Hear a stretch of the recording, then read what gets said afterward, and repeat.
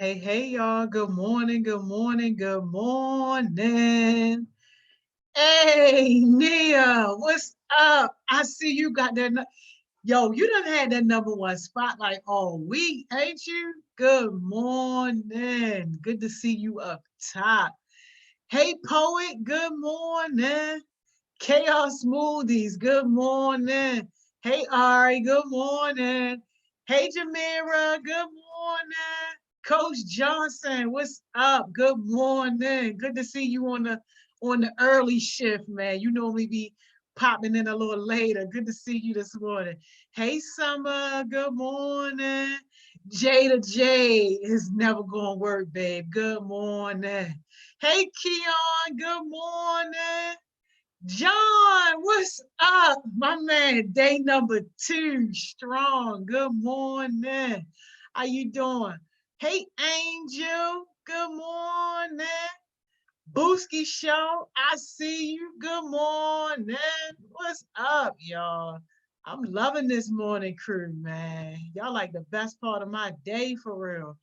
Hey, Elder. Good morning. Isis, what's up? Good morning. Hey Q, what's up? Good morning. Kamaya Success Sessions, yo, still my favorite name. What's up? Good morning. Hey Breezy, good morning, Breeze. Hey, Maya, what you mean you want to say first? Hey y'all, man, listen. Mine say Ania is first. Send me that screenshot. I believe you though, because people be saying that sometimes they'll say that is first. So send me that screenshot though. Let me know, y'all.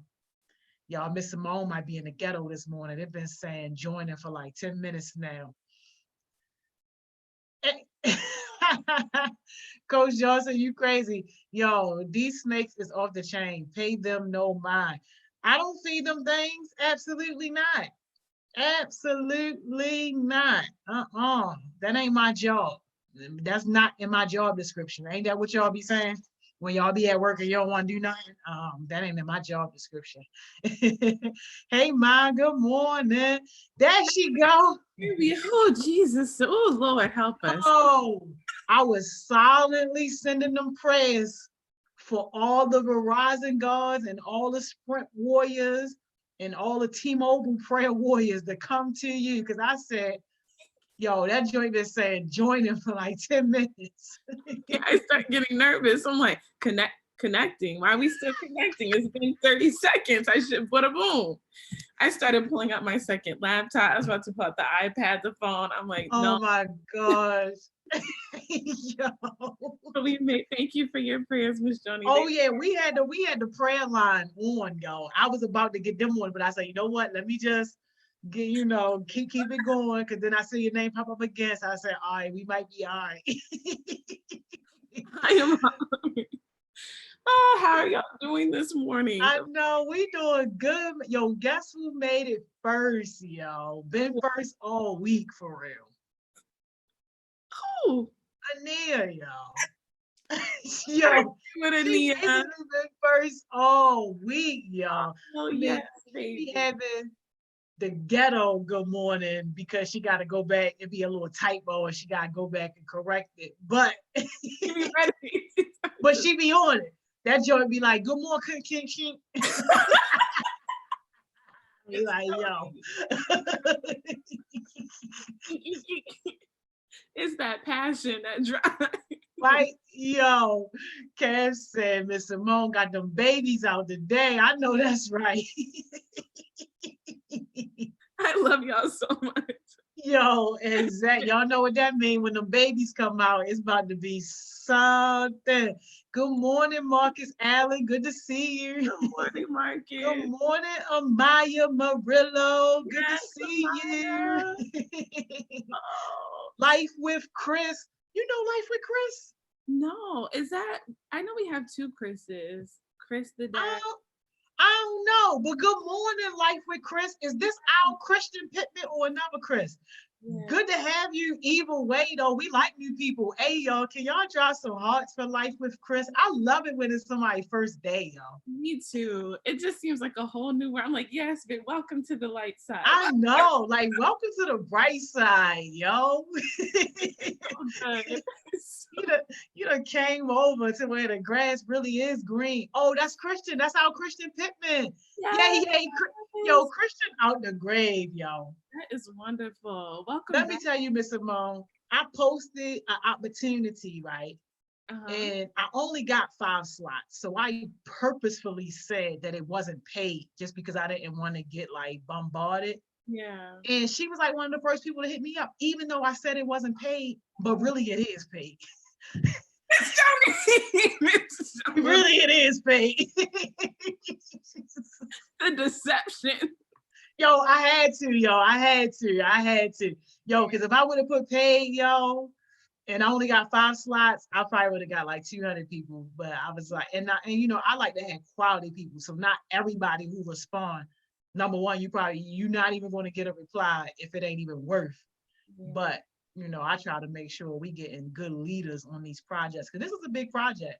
It's going to be something for the whole city. They're going to be working on this app that's going to be deployed to all young people in the city, and it's basically going to be helping them navigate resources and stuff like that related to Rona. So it's a big deal.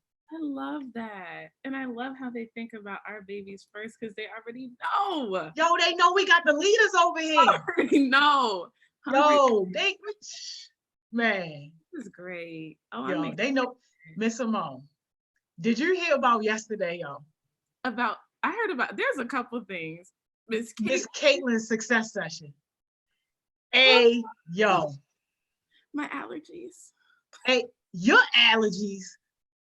Miss Simone, you know I hate it when my ice box start to thaw just a little bit, yo. But yo, when she said, I'm going to bless my babies who be on here consistently for her success session, because you know, the academic one, that's the least sexiest session. Yeah, I mean, we be having fun, but Miss Caitlin be working you. We got to learn about exponents. We got to learn about these fractions. We got to do this DNA, these proteins. Like, it's a hard session to be on, but the way she explained it, make it easy.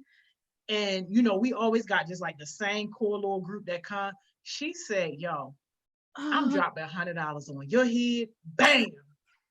Beezy. I'm dropping $100 on your head. Bam. Amaya Murillo. I'm dropping $100 on your head. Bam. Poet. Woo! I'm dropping $100 on your head. Bam. Coach Johnson. Like, yo, she just kept going and going and going, yo. She dropped $700, yo, on their heads just like that, yo. She dropped, and I know I'm generous, and I be giving out a couple of dollars, but I ain't never just dropped like no 7 bands. Okay. Like it was nothing. Like it was nothing, yo. And so happy to do it. Like Miss Caitlin, you doing us a favor. You volunteering your good time and your good knowledge and your good wisdom to help us out, and yet you paying them. And when she said Kamaya success sessions, I said, yo, that baby been with us not even 2 weeks yet and already making a name for herself. Miss Caitlin was like, bam, you get it too. Yo, chaos smoothies. Bam! Yeah. $100, yo. I was too pumped, Miss Simone. You just don't even know, yo. I love to see our young people winning, yo. I love to see them winning. And Miss Caitlin probably wouldn't want me to tell y'all this, but when she was texting me, telling me, you know, just how happy she was and how grateful she was just to even be able to do it, I was like, Miss Caitlin, you know you ain't had to do that. You know you ain't had to go that hard. You know what she said? She said, I'm going to use my privilege that I was born with in whichever way that I can to make sure that our heartbeats get where they need to be. Okay, Miss Simone. Hey, yo. Hey, Miss Joni. Miss Simone. Yes, yo. Miss Caitlin. See it for the people in the back. That she's my hero. Yo, that's what I'm saying, yo. That's what I'm saying, yo. Just good people, yo, who want to see these young people win. Yo, and that's why I be telling people about the law of attraction. We didn't go out and find these people. We were just doing what we was doing. And people were just attracted to what we was doing and they want to invest. And that's what I'm saying, yo. Just show up, yo. Just show up. Show up and be there. We got the rest, yo. But we can't do nothing if you ain't here. We need y'all. And it just like that just goes because we believe in y'all so much, yo. So much. We'll get time, money, all of that it's good. It's incentives, but at the core of it is like we care about your heart and your well-being, and we want y'all to do better than us. We want y'all to push this work forward and do all what you can do. Oh, that just blessed me. I know, didn't it? Yo, I'm telling you, yo, that made my whole week, y'all. I'm like, yo, what a blessing, man. She did not have to do that. Meanwhile, my stadium good carts with all my sneakers is my total is like $1,300, and she blessing these heartbeats. I'm like, I gotta rethink my priorities now. No, me too. I'm okay. We are. This is good. I love stuff like that. That good call to action. Yo, what? Yes. To go deeper. Because, yeah, I want y'all to remember, like, as you're going for success, it's so much better to give than it is to receive. It's good to be, how can I serve others and go deeper? And even when you reach the highest level that I know you will reach, CEO, company, what can I still do? Now that will take you, your name will be on buildings and you won't even know, because you'll just be so focused on serving and going deeper and figuring out how you can help and make a difference and impact someone else's life. Come on, Miss Simone. You know, okay, because we're gonna miss the whole session preaching on this, but I have to say this because it's just say it, Miss Simone, say it.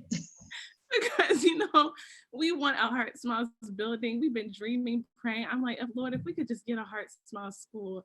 And the Lord is doing it virtually. It might not be exactly what we look like, but I'm like, this just inspires me. Like, when we do get a building and have all the things, this is it. We can create our own learning, our own environments, have teachers like Miss Caitlin that really care and want to invest in and just all kinds of, okay, that's exactly. No, we love it, Miss Simone. And they going off about winning Wednesdays last night too, because winning Wednesdays, you know, Miss England bring the heat.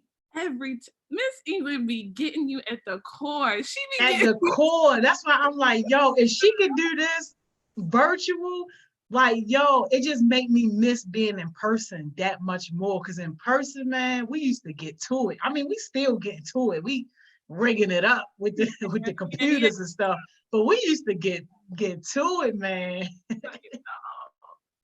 Oh, y'all, this is special. Keep showing. I love it. Because there's more and more blessings to come. More and more blessings to come, y'all. And if y'all didn't see my post show, talent show on Saturday, dropping more money on y'all. So anybody that got any type of talent, yo, make sure that you on that live. I'm discussing the logistics today, so I don't know what live. It might be the JH Connect live, but shout out to Chaos Smoothies because she recommended me hosts. So I'm like, yo. You already know, DJ. Now I gotta get on the turntables. Now I got the clean music out for y'all, because you know on Fridays we get a little dirty with it. But I like, I might have to get the speakers to make the block come knock on my door. I love it. Yo, y'all gonna be home in West Baltimore like, is that Miss Joni rocking like that? Hey, yo. You feel the vibration. About to get it in. Y'all make sure everybody on that Saturday. Saturday, we're going to have a lot of fun from 6 to 8, y'all. Definitely. This is going to be great. I'm excited. Yo, I'm too excited, y'all. We got Jada and Hardcore knocking on the door. We want to let them in? Yeah, let them in. Let's get them up in here. It's gonna be a good session today. Right? Jamira, you ain't lying. Miss England do be having us all in our feelings. Ain't Speaking. no hug in there. Hey, yo, I'm a G. Hey, Jada, Good morning. what's up? How you doing? I'm doing good, and you? I'm doing great. I'm feeling your little Erica Badu thingy. me Yeah, too. look. Miss Morgan be getting to me. She be like, if you can't do it, well, let's go. Hello. Hey, yo, you know Miss Mo, she will Bin Laden that thing up in a second. Hardcore. Good morning. Good morning. Oh, hey, Corey. Good What's morning. up, Corey? How you doing? I'm good. I'm good. Yo, why you look younger and younger every time I see you, yo? Black don't trap. It surely don't. Last time I saw you, you look 16. Now you look 14. Oh wow. Yo, you looking younger and younger, yo. Thank you. I I appreciate need some of that. that. Rub that on me. I send it to you, the energies. Yeah, send that to me. That's stress-free. Corey's like, y'all not about to bother me. How you chilling? All right, y'all. Y'all ready to get to it because we never have enough time. Never. I don't even think you probably even get finished it No, today. because there's so many good topics. Today we're doing part 3 of toxic relationships, girl versus girl edition. But it's not really girl versus girl because we figured it's not like a competition, but just bringing perspective, knowledge to people, just about how girl relationships work and things overall that you should just not be doing if you're trying to be toxic, and then some specifics that could, affect your relationship if you're with a girl. So yeah, anything else before I... No. Where it pop up on here? Like what I see the PowerPoint? Mm-hmm. Oh, cool. It might be a little small if you're on your phone, but we'll make it. Just let me know. I can zoom in whenever we Okay.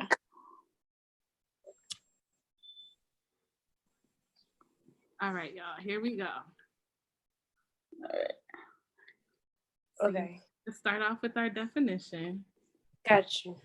So, the definition of a toxic relationship from my perspective is to separate the two words toxic and relationship. Because if you believe that a relationship is going to be toxic, then what you're going to get out is what you put in, which is toxic. So don't go into a relationship thinking, oh, this person probably toxic. This person probably got toxic traits, because relationships or all relationships are not toxic. Or it's mainly the people inside the relationships who's trying to create a bond that's toxic. I feel like making relationships is like bonding chemicals. Like if you ever been in chemistry class, you're going to get either a positive reaction or a negative reaction. And you know that some chemicals just should not be bonded because it's going to give you a negative reaction. And yeah, that's it for real. That's good, baby. Yeah, I like your definition. My definition is when you're in a relationship where you don't know whether or not it's good for you or not. A lot of people that are in toxic relationships, they're not aware that they are in it. It's like they reached like that last point with that person. And they allow so much stuff to happen over time in that relationship with, so they accept the love that they think they deserve, and that's not even what it is for them. Great points.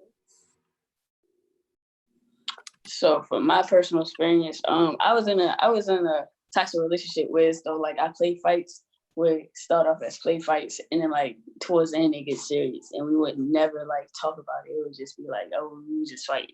But all right, that's cool.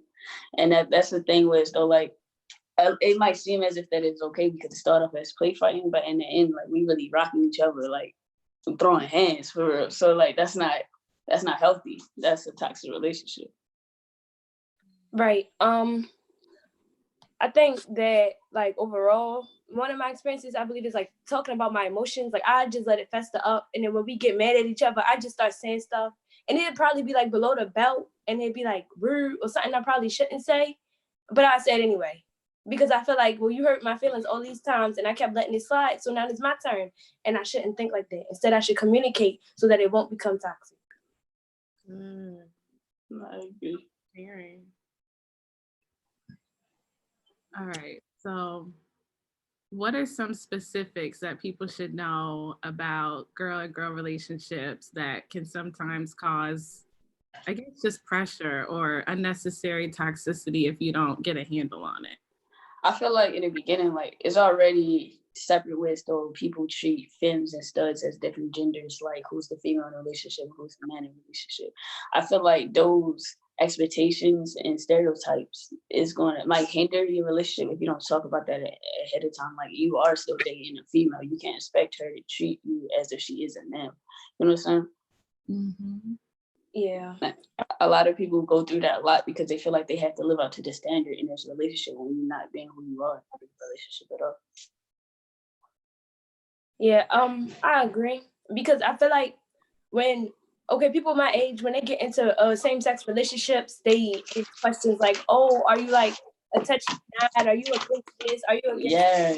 Like, I guess you had that idea that because you're with a female who dresses more dominant to you, that must be a male, and that's not the case. Because just like you are a female, you have feelings. The person that you dating or you talking to has feelings and is a female as well. So I think that people tend to forget that, oh, just because I'm dominant and I'm a female, that don't mean I don't want love and affection. Or you think because, oh, I'm in a relationship with a dominant female, it's like dating a male, so most of the responsibilities will be on them, and that's not the same thing. Yeah, it should be a balance like that. I feel like in a relationship, you should. That's why I said like initiating your intentions with that person before you actually jump into a relationship would be a lot more helpful, so you know how to handle that person and that person know how to handle you, and not put on their own expectations onto you the whole time. Y'all never even talked about it. You lost in the dark. Right. About like gender roles, I feel like there shouldn't be no expectations at all. You already in same-sex relationships, there's already two females and there's already two males, and you know that the world and their society is already against you. So why get into a relationship having stereotypes or expectations that aren't even realistic? Like you just want this ideal relationship because you with the same sex, and it's certain things that can't happen, and that's not what you're going to get. Yeah, I got a quick question. I don't know if I got a comment on the thing, but I can't see the comments. But it was something about play fighting. I don't know. Was that you, Miss Johnny? Yeah. Elder was asking you a question. She said, "Do you not play fight anymore, or is it different now that you are with a different person?" I mean, I still play fight, but it's not like we rocking each other no more. It's just like we being playful. It's not like built up animosity. Oh, let me hit you real quick and let's just start fighting and just like, you know what I'm saying? It's healthier now. It's more like we really just play fighting with pillows or anything. Especially I'm with a different person now. Okay, That's a good point. Anything else? Cheating and double standards for men versus women? I ain't got any comments about it. Okay. Who put that? Okay, it's fine. Go ahead, Courtney. How to avoid toxic relationships in the first place. Knowing what you want and being clear about your expectations up front. That is the most valuable thing ever, because like I said, knowing how someone expects their relationship to be or how to be handled can save you the drama in the long run. Like you're supposed to study your partner and everything, so that way you know how to treat them. Being real with your being real respectful your partner is most important. Yeah, just being real, most definitely. Make sure your partner value your opinions and feelings. Communication is key, and comprehension is a lot. Like I said, somebody can keep talking to you about like how they feel, and if you're not understanding them or comprehending it, they gonna feel like they talking to a big one. They gonna eventually close off and you not tell you nothing. You're gonna be left in the dark about how they feel. Absolutely. Yeah. I agree with Corey on like studying your partner.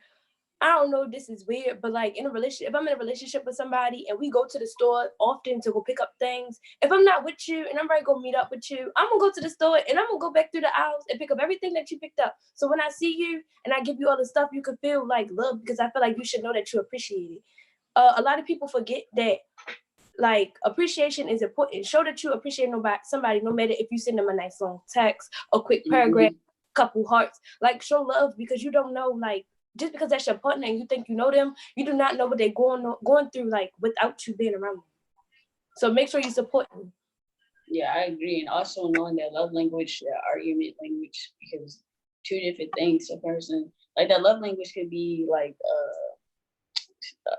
showing gifts or affirmations and stuff. In that argument, love language is just needing space and time to like process that thought. It's like two different things. That's why it makes sense to just study your partner instead of just trying to go along the way and be confused, because that could cause so much hardships in your relationship. I like that point, Court, about studying their argument language. I never heard it, but I think that is key. It is key, because it all depends, because a lot of people like to just fuss. Some people want rather just talk once they calm down. Like it's different. That's why it's like so important to study your partner. A lot of things can be avoided once you know who you're dealing with. Mm-hmm. Okay, so Bree has a question. So since you both have been in a toxic relationship, what is something that you have learned not to do when getting into another relationship? I'm sorry, your audio is breaking up. What you say? Oh, sorry. Okay. Bree had a question that said, so since you both have been in a toxic relationship, what is something that you have learned not to do when getting into another relationship? Personally, I feel like I learned the relationship I'm in now. I feel like I learned a lot more, because when I compare it to the other relationships I had before, I'm learning not to like do things based off emotions, because once I do stuff based off emotions or say stuff out of emotions, and I look back on it, I'm like, dang, I shouldn't have said that. That's not necessary. I shouldn't move like that. That's not necessary. You know what I'm saying? Thinking before I act and speak is like one of the things that I'm learning now, so that way I could be an active listener and I'm communicating correctly. I think that some of the things I learned from like toxic relationships that I try to go around now is like talking about my feelings. It's really hard for me to express how I feel, because I feel like if you don't understand me, or it's not comprehension, which is key, then I get frustrated and then I don't want to talk anymore. Also, like bringing stuff to light, don't let it sit there and like fester and get worse, because then like energies change, and when the energies change and drifted from the other, that could cause a lot of pain to both people. That's good. I have a question. Oh, okay. Well, I have a quick I have some other question because do y'all ever, it's like enough, because communication is key. Do you think it's toxic if you have to keep having the same conversation over and over again? Yes. I feel like yes, but I feel like only I don't know, I'm kind of biased, because like I don't know. I feel like me personally, I still repeat some the behavior, so I get talked to about a lot of times. But it's just, for me, sometimes I'm a processor, knowing exactly how to self-reflect and how to change my toxic ways. So me hearing it all the time, it's like, all right, reminder, got to change this way, like that. But eventually, I know it's toxic on the other person's behalf, because it's like they get tired of saying the same thing that is not changing. That's good. I feel like if we are going through a problem, or we're going through the same problem over and over again, I see if it happened, if we talk about it the first time and you like don't do, or I don't do what we said we wouldn't do for like a couple months, and you slip up. But if we talk about it and it just keep repeating every single day or every single week, that's going to get tiring, because I feel like, what am I talking to you for now? Like, you really paying me no mind and I'm wasting my time. I agree. I love it. All right. So Q asks, do you think that you communicate well with your partner? No. No. Yeah. I mean, I feel like I do I, to be honest? I feel like I communicate well with you now. I feel like now is better than before. No, I'm still working on it. Like, now I be trying, but I be like, if I bring this up and I start overreacting and they call me crazy, I'm really gonna start acting crazy. So I be trying. So I just be letting stuff fester sometimes and be letting stuff slide. And the other times I be letting it slide, and I really don't even be mad later on that day, and I forget about it. Excuse me for one moment. No problem. Q done started it up. I saw this post that was like, in healthy relationships, you should check in with your partner once a week, no matter if things are bad or good, but just having like a scheduled set aside time where y'all could just talk about how you're doing in life, whatever, and how the other person feels in the relationship. Do you think that's like a good idea or too much or? I'm in the middle. I feel like you could communicate and we could talk about it, you know, and we can have weekly check-ins, but sometimes that's not enough for me or people in general. I feel like they like sometimes people don't always want to talk, they just want to spend time with you, and like they know you toxic or you toxic to them, and they know that, you know, they being toxic, and they just think, oh, you know, we don't really have to talk, we could just sit here and chill. Like, no, if you really want to talk, then say that so I can go prepare myself. Don't just be like, oh, I want to talk, and then start hitting me with bombshells, and I'm like, I don't know what happened. So I think you having that, knowing that argumentative language and that love language that you know y'all both understand will only help if you wanted to talk every week. Because if I feel like I would be a child if I gotta keep reporting to you every week about something that happened. Can you repeat the question?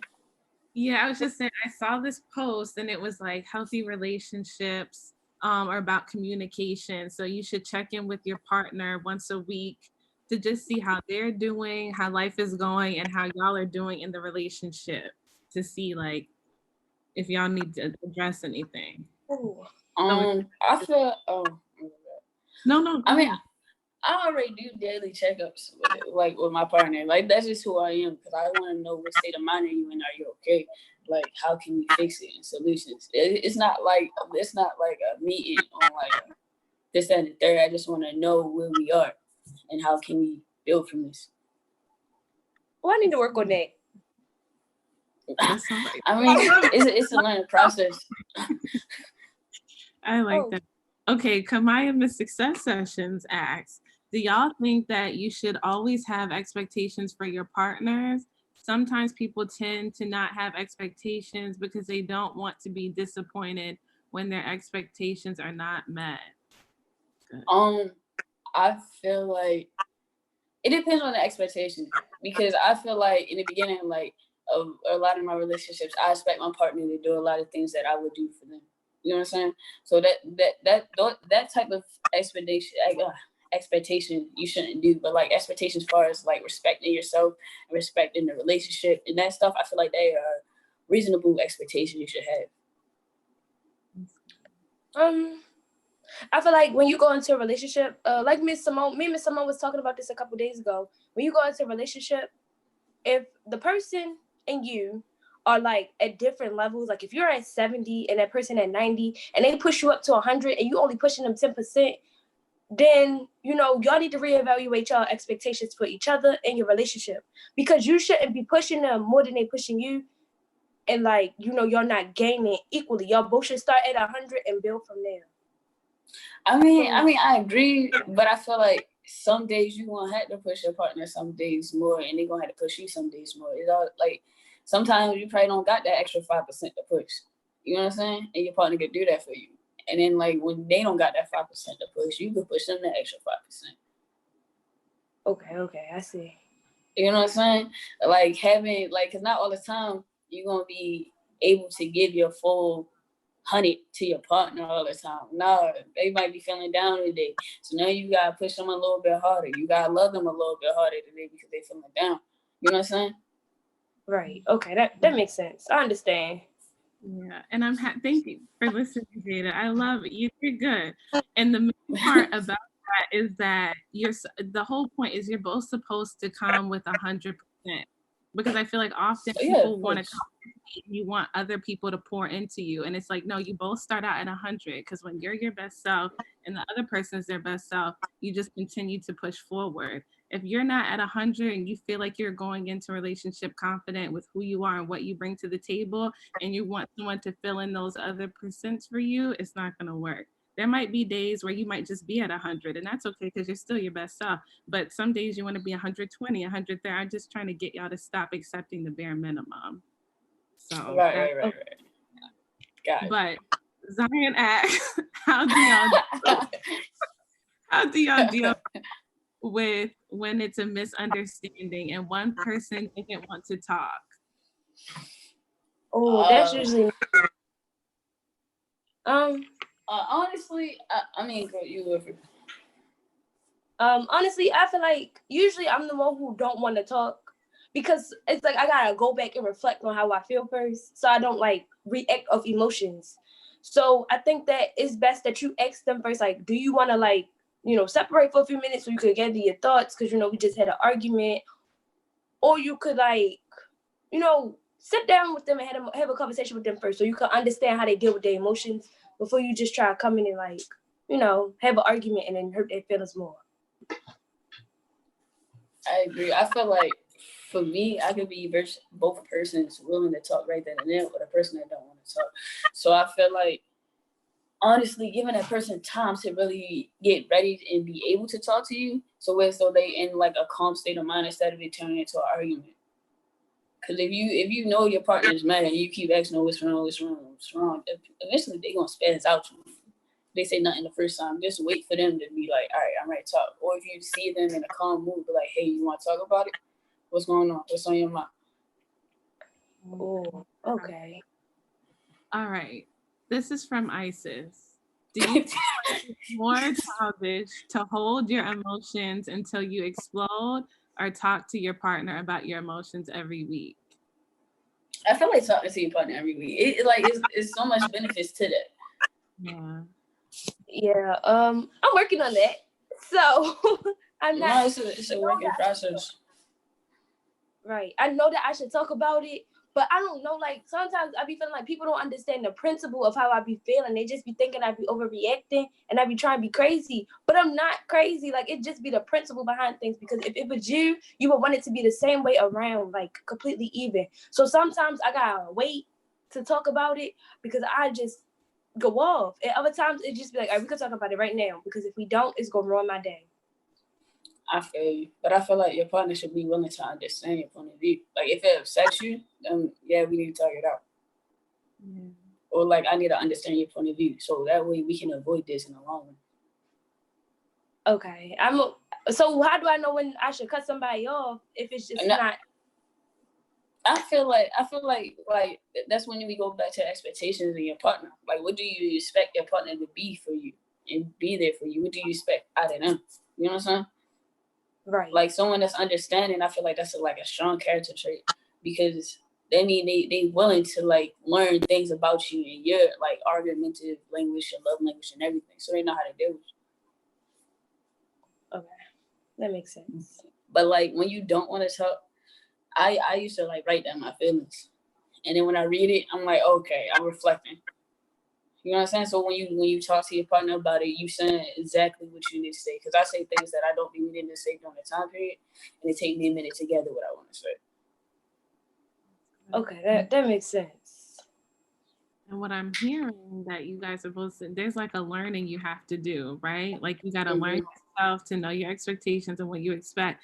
And you have to communicate that with your partner. And some of that can come while you're in a relationship, but I feel like a lot of it should come before you even consider getting in a relationship with that person.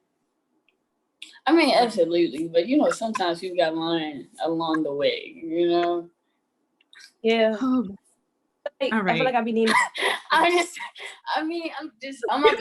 saying because like relationships wasn't taught in school or like with parents. You know what I'm saying? So it's like once you in a relationship and you learning how to deal with them, they learning along the way. Like I didn't learn none of this stuff until like I got into a healthy relationship. I thought how the way I was treating females was just like, okay, that's cool. Apparently I was toxic and the people I was with was toxic too. That's what I'm saying. Like learning along the way helped. But this session should be like a whole major step stool of like what you need from your partner, your toxic traits and reflecting and stuff like that.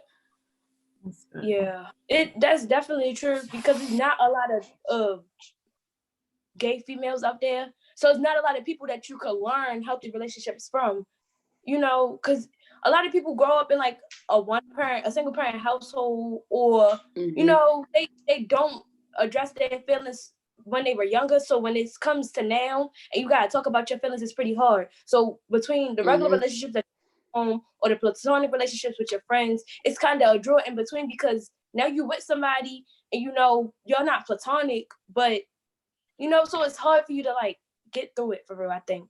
But it's most definitely a process because there's nobody for you to learn from if you don't have two gay parents.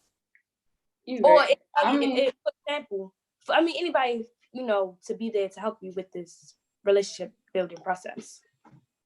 You're right. I mean, yeah, I feel like once you're willing to like learn about this stuff, it becomes a lot easier. Like putting in the work is definitely worth it. Like communicate, try steps to like say your feelings. So once you start saying your feelings without no problem, it feels a lot better instead of like you holding on to it, not talking to your partner all day. Y'all need to squash that out in 5 minutes. You know what I'm saying? Yeah, that's relatable. All right, Anita has a really good question. She said, how do I deal if my partner cheats with the opposite sex? Oh, you just gotta cut them off. That's just that. That's just that. It was me personally. I've been in a relationship where it was like that, and I feel like one thing I did, I blame myself because I felt like I wasn't what that person want. But in reality, that person don't even know what they want, or they just want both sex. But I feel like it's not fair to you, especially if they come up to you as like, oh, I'm gay, the whole time they're not gay. So don't, huh? I said, oh, go ahead. Yeah, because I mean, a lot of females do that. Like, everybody want to be gay, so it's really time to be gay. Like, right. So that's why, like, initiating that, like, asking those questions in the beginning, but even if they lie in the long run, don't take it as a lesson. Like, you really gotta evaluate people. Yeah, because I feel like, okay, I'm not sure if this person who asked the question is like, dating the opposite sex. But like, I feel like everybody isn't comfortable with coming out the closet. Right. They cheated with the same sex or a whole different person for that matter. So I guess it's kind of a touchy topic because they cheated on you, so you feel some type of way.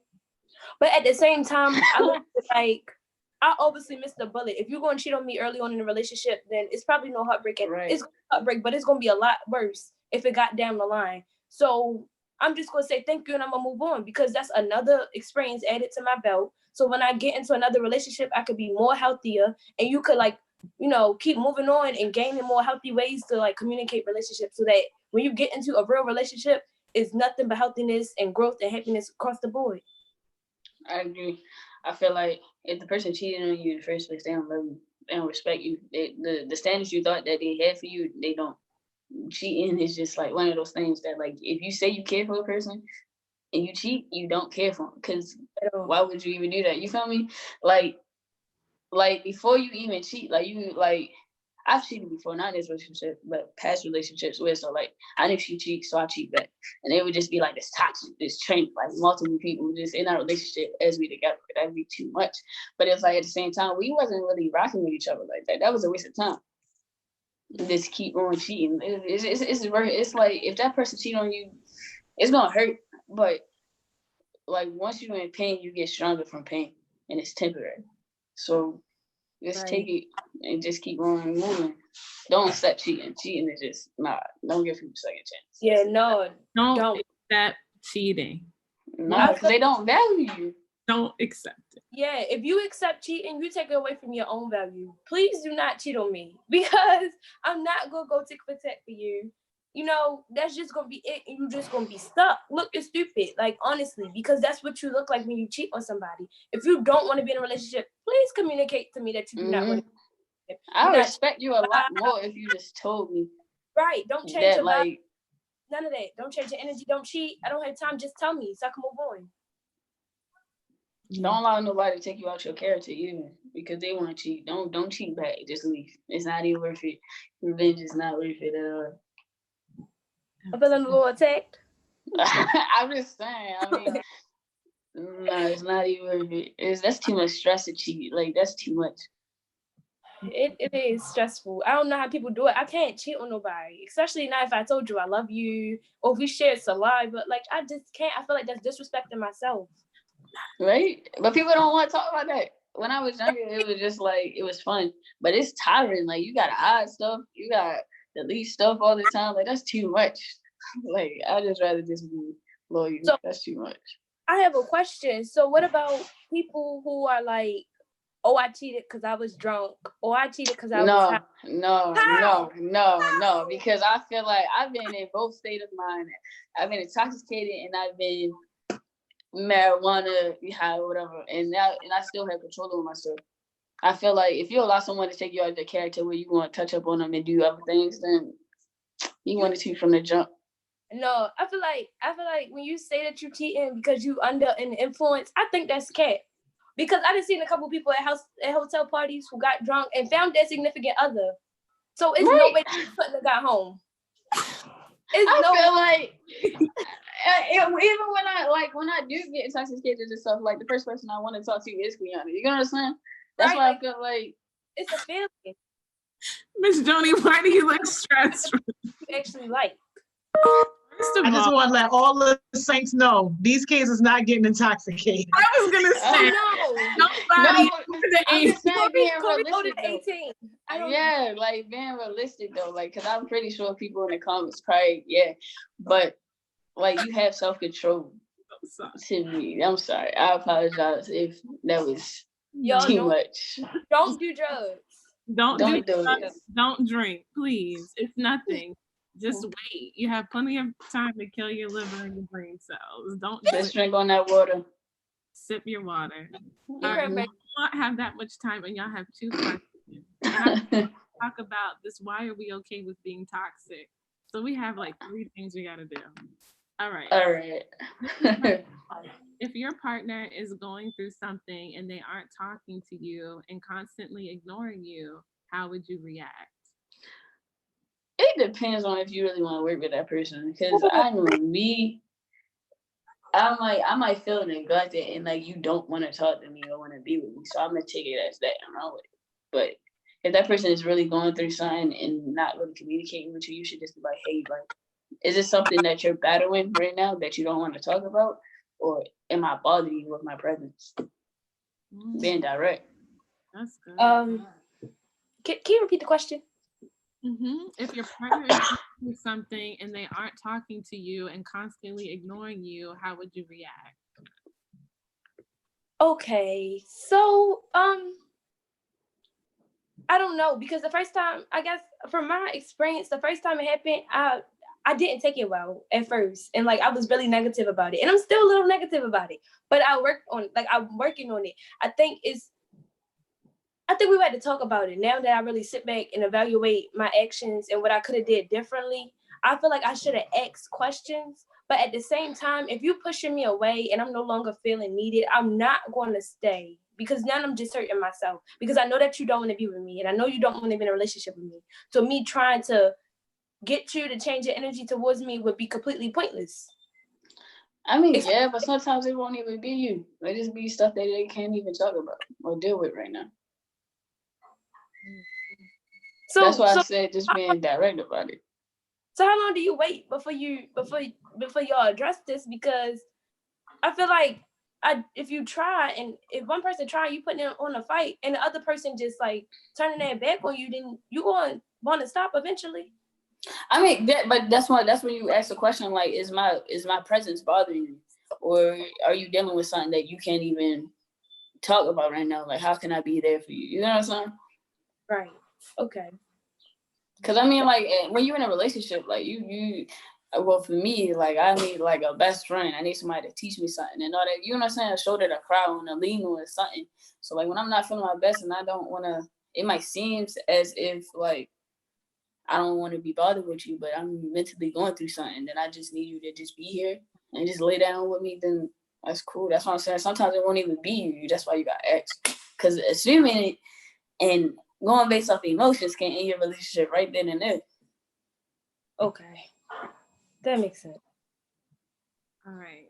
Poet said, how can you communicate with your partner about what you don't like about what they do and not make it seem like you're dodging them or dogging them or saying they're the only one that is doing wrong? Yeah, Corey, you want to take this because I need some advice. Go ahead. I feel like it would never just be like one person that's doing like, well, sometimes it could be, but I feel like you, with that conversation, you have to open it up gently. Like your delivery got to be like, hey, I want to sit down and talk to you about something. So this way we don't even have to experience this argument again or these feelings again. Because right now, what you're doing is irritating me. And I want you to know why it's irritating me. That's another thing. You can't just say that someone's irritating you from like how the way they treat you. You have to like, it irritates me because like that just seemed like you just throwing jazz for no reason. Okay, I see. So when it's something about them that even you know they can't change, should you just move on after that, or should you like really try to work on it, or does that depend? I feel like people can change. It's all up to that person though. But if they're not willing to change and it's hurting you, then there's no point in you still being in a relationship if the person not even willing to change. That means you just losing yourself trying to stay with this person, and that's not even a choice. Okay. Since we talk about why are you being toxic, how do we evaluate ourselves as being toxic? Like, how do we know we being toxic? Because I feel like sometimes you one is not good. You can talk about the way the person reacting, but how if you really oblivious to the the hints, how do you really know that you're being toxic to someone? Right. With me, before I used to think, I used to just react to things. And then like when I look back and like seeing how I dealt with it, I'm like, oh, okay, that was toxic. Me throwing subliminals on Twitter, that's toxic. Why am I doing that? I ain't gotta do that. You know what I'm saying? Just little things. I mean, it's a learning process, but it's just like that's when you gotta really sit down and just like really evaluate yourself. That's why I write down, especially when I'm like in an emotional mindset, because when I'm in emotional mindset, this is all about my feelings at this point. Blah, blah, blah. So I just write them all down and I really like reread it. I'm like, all right, okay, I can chill out. I can just bring my 10 to a 3. It's not even that deep. You know what I'm saying? Right. Okay, that makes sense. You gotta do that self-reflection and be observant, like really try to think like, okay, when I say this to my partner, are like, how are they feeling? Am I creating a safe space and environment for them to communicate with me? Am I communicating with them like, okay, I might need to process this right now. Like, I want you to talk to me, but I can't give you an answer right now. I'm not going to go on Twitter and be telling all my business. I'm going to go write it down instead. I wasn't telling my business, by the way. I was just retweeting things that shouldn't. I wasn't just going on a rampage. Okay. That makes sense. I'm going to be quiet now because Bree has a question. Do you think breaking up to be friends for a while helps build your relationship back up? I guess no. I honestly never dealt with it. I never did it. I'm very jealous, so I feel like that wouldn't even work with me. So I'm just being honest. I just know the type of person I am.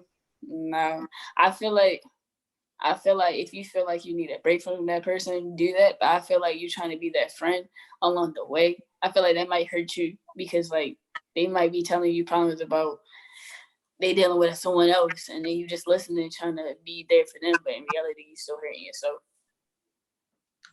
Yeah, the whole breaking up and just being friends thing does not work, because you would think that, we broke up and we being just friends, but I don't have them feelings for you no more, and so I want to move on. And then you create this jealous relationship between you and other people.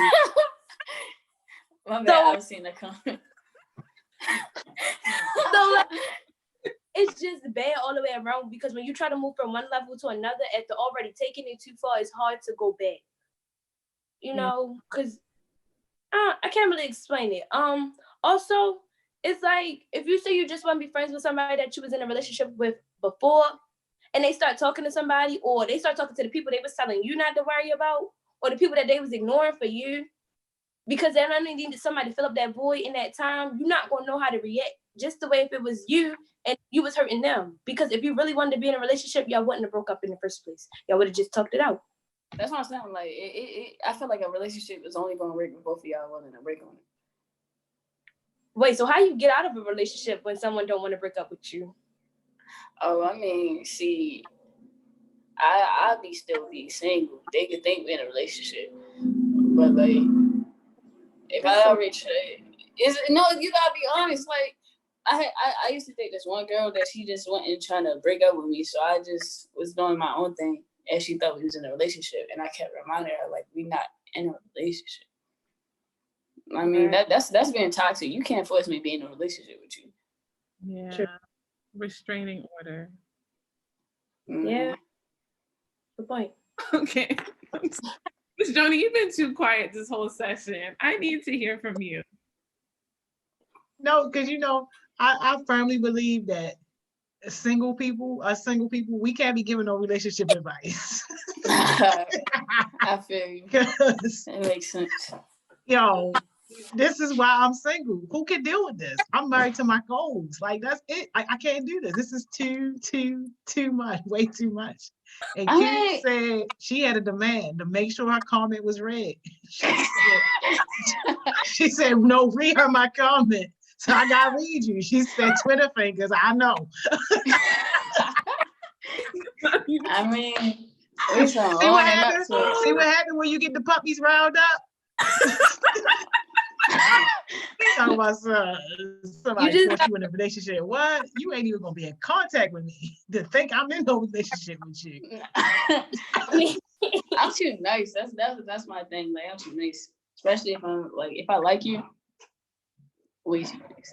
But I mean, at least I feel like we should be able to communicate and be on the same page, and understand that this is not what's working for me, and I don't think it's gonna work for you, because if it's not working for me, I'm gonna become toxic to you. Y'all ain't never been in a relationship. My bad. I'm sorry. Go ahead. I ain't never been in a relationship when you try to break up with somebody and they be like, no. That's what I'm talking about. How like, is they that be like, possible no. when Apple gave us this wonderful feature called block? They don't care. Like, they go to Instagram, they go to Twitter, and everybody doing it. There's a block on all those. Restraining. I mean, I have experience, but people, they get crazy. Sorry to call people crazy, but I mean, that is crazy. I feel like the craziness coming because they don't think that you for real. But once you don't answer no phone call, don't answer no text, oh my God, and don't just leave it on red. All of the messages on red. Yes. They gonna know, y'all. I feel like that's gonna just start the fire, especially if you deal with a crazy female. No, like, it's when you give them conversation and you hanging out and you talking about, oh, we just friends. We're nothing. Please do not ignore me. Please do not ignore me. Like, just tell me first. Just don't ignore me. Now, if you can't accept the fact that somebody will break up with you, I think that's something you need to work on, like yourself personally. We always said self-reflection is important in a relationship. Oh, we didn't get to that slide, did we? Oops. No. Okay. No, we just I know, y'all. And we only got 2 more minutes, y'all, before our guest. We never have enough time. For all the saints, y'all, I apologize for this, but this was well needed. I definitely think we need a part 2. I think so too. So that you missed. I kind of low-key wanted to ask a question, but I ain't really want to start a lot of controversy. But I'm gonna put it out there just for us to think about for our part 2. But why is this conversation more acceptable than 2 boys? Yeah, I could go on about that all day. Because I guarantee if we would have had 2 boys on here, it would not be as lovey-dovey and accepting and all that stuff like that. So, saints, I'm sorry, but the kids doing it anyway, so we might as well be the ones to talk to them about it. As a saint myself, okay. Part 2. Can y'all drop your jewels? Because our next guest, he be knocking on the door, y'all. We gotta go. Mine is going to be what I said earlier. Communication is the key, but comprehension is a lot. I believe my jewel would be, don't go to a gunfight with a knife.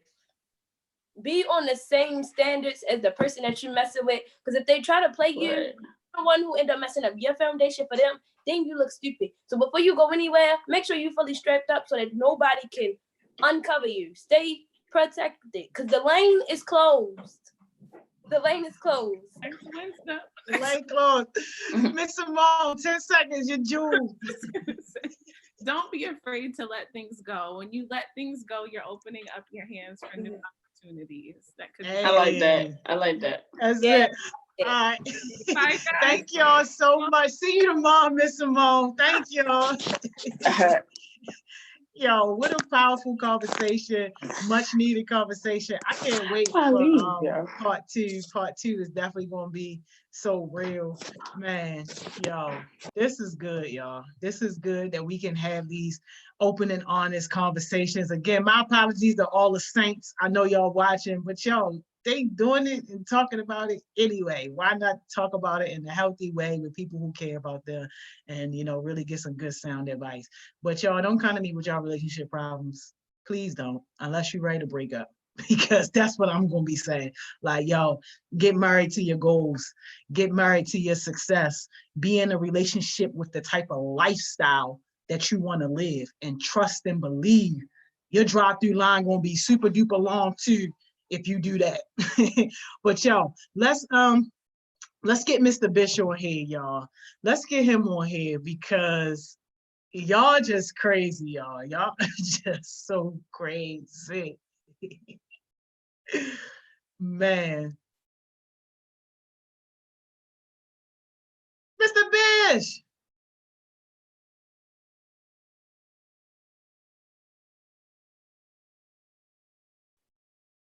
Can you hear me? I can hear you. Can you hear me? Hey, yes. How you doing? Good morning. I'm doing fantastic. How about yourself? It's nice to meet you. I know, right? I'm blessed. I can't complain. Let me make sure I'm saying your name right. Is it Bish? Yes, that's perfect. Okay. Okay. All right. Cool, cool, cool. So glad to have you here. So nice to meet you. We are super duper excited. It's an honor. It's an honor. With you, man. Yeah. Absolutely. Absolutely. So we never have enough time for this type of stuff. So I'm just going to kind of like get right into it. Okay. Young people, whatever questions y'all have, y'all already know the deal. Throw your questions, comments in there. We'll get to as many of them as we possibly can. Can you give us just like a brief introduction? Because this is like my first time meeting you too. Yes, and yes. Our heartbeats, they like for you to spill all the tea. So whatever you can tell us about, you know, how you grew up, where you came from, all that good stuff. Sure, sure. So, I actually grew up in Colombia, so out in the boondocks, and I grew up. I guess I was born in Baltimore, but I was here till I was about 6 years old in the Liberty Heights area. Then my mom moved us out to Columbia, so I went to school out in Columbia through high school, and then I went to Morgan State University after high school, and spent 3 years at Morgan State University. I met my wife in the summer between high school and college. I met my wife. We worked at the same Walmart or Kmart back in the day, and wow. So we've been with my wife since I was 18 years old, and so wow. We've been married for almost 25 years now, and we have a daughter and a son right now that are college age. My daughter's a junior at Morgan State, and my son is he's figuring out what he wants to do. So he hasn't figured that out yet, but. And I've been at Hopkins for about 10 years. I'm loving Hopkins. It's a great place to work. And it has provided me, I guess, with an opportunity to grow and to be able to share what I have to give with the staff and employees and so forth at Hopkins. And they've for the most part valued, what I've brought, and it's been very gratifying to be a part of Hopkins. So I heard about it, knew about it, but once you're in the house, it's a wonderful place to be. So yeah. Wow, that is amazing, man. And to meet your wife at such a young age and still be together. We just ended a conversation with these young people about relationships. We needed you on that one too. Well, here's what I will tell you, because my wife, we've known a lot of couples over the years, and one of the keys I think to longevity is. By no means are we an expert, right? But I can just tell you what I've learned over my time. It is not about it being the perfect match. It is not about you never having any issues. It's about you being committed to each other and working through the issues that you do have, right? And trying to have open communication through that process, because it's hard to work through anything if you're not talking about it, right? And so I think that's the biggest thing, is that we probably have some of the same issues that lots of other couples have had over the years, that we've seen those issues tear them apart, and I think we just have worked through them. Use those opportunities to get closer together rather than let it tear us apart. So yeah. Wow, that is some good advice. Thank you so much for that, because just coming off of that topic and then you say that, I'm like, wow, this is crazy. So tell us about what you're doing at Hopkins. They say you're the director of the School of Medicine. So I'm the director for diversity and inclusion at the School of Medicine. Oh, okay. Yeah. So okay. So I've only been doing that for 2 months now. That's sort of that's a new thing for Oh, me. wow. Congratulations then. Oh, thank you very much. Thank you.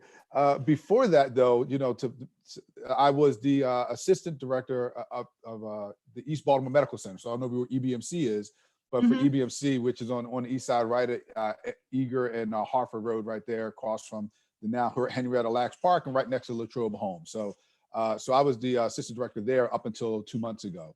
And so I did that for about 3 years, and it was wonderful working with the community. We did some basketball games. We helped clean up the park, in addition to providing the care that we provided there. So it was actually a wonderful place to work, and the people that work there are amazing staff members, and the patients are great. And so it's really part of the community. It really is just part of the fabric of the community over there on the east side. So it's wonderful.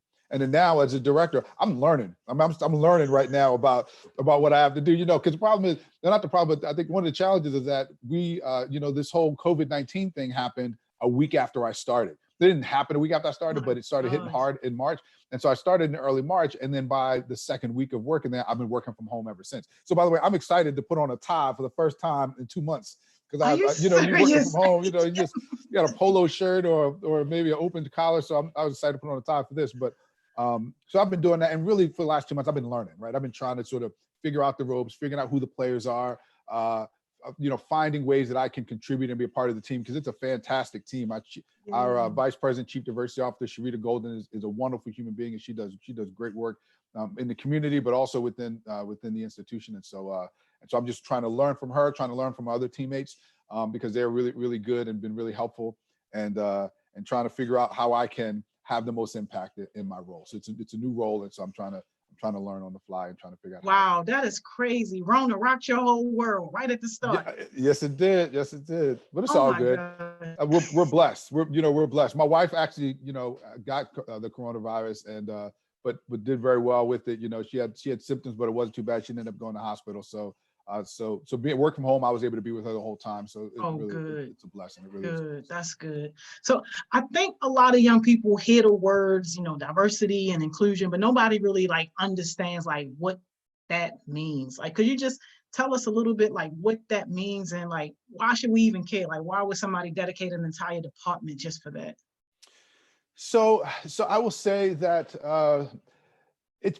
so here's what I will say is that we as human beings tend to be more comfortable with people who remind us of ourselves, look like us.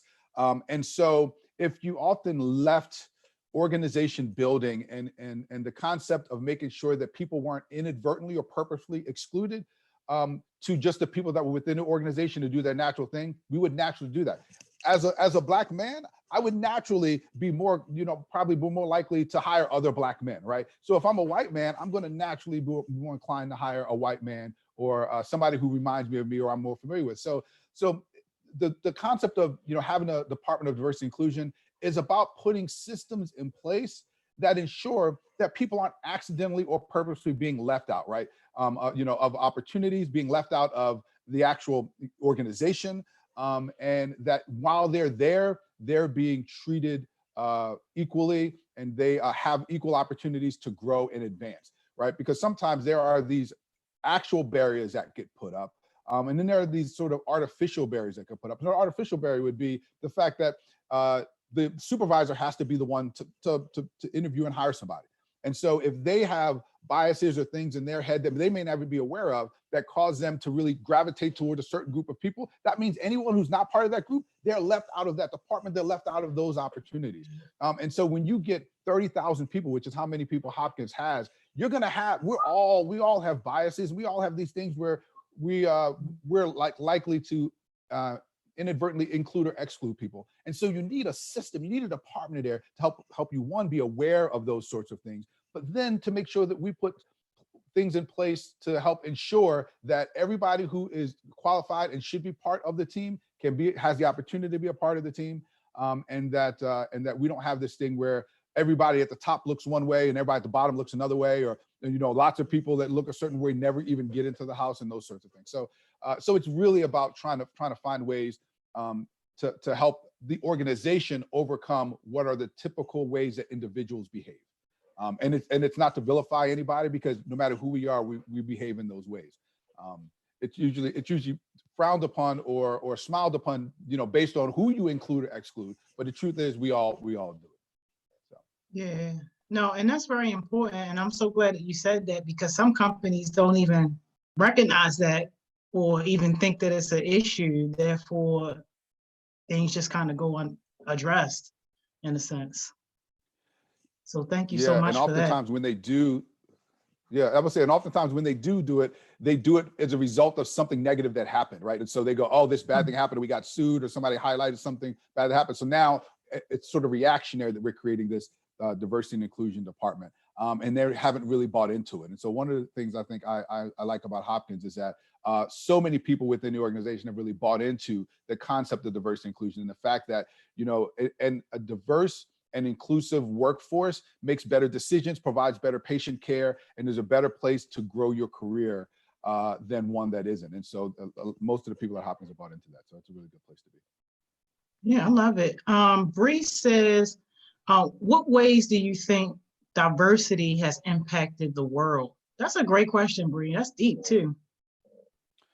Ways that diversity have impacted the world. I would say that the borders, a long time ago, when travel wasn't quite as prevalent as it is now, where you couldn't just hop on a plane and go halfway across the world and those sorts of things, I think that it was very easy for any small or large group, country, state, those sorts of things, to be very sort of homogeneous, right? The same people being a part of it.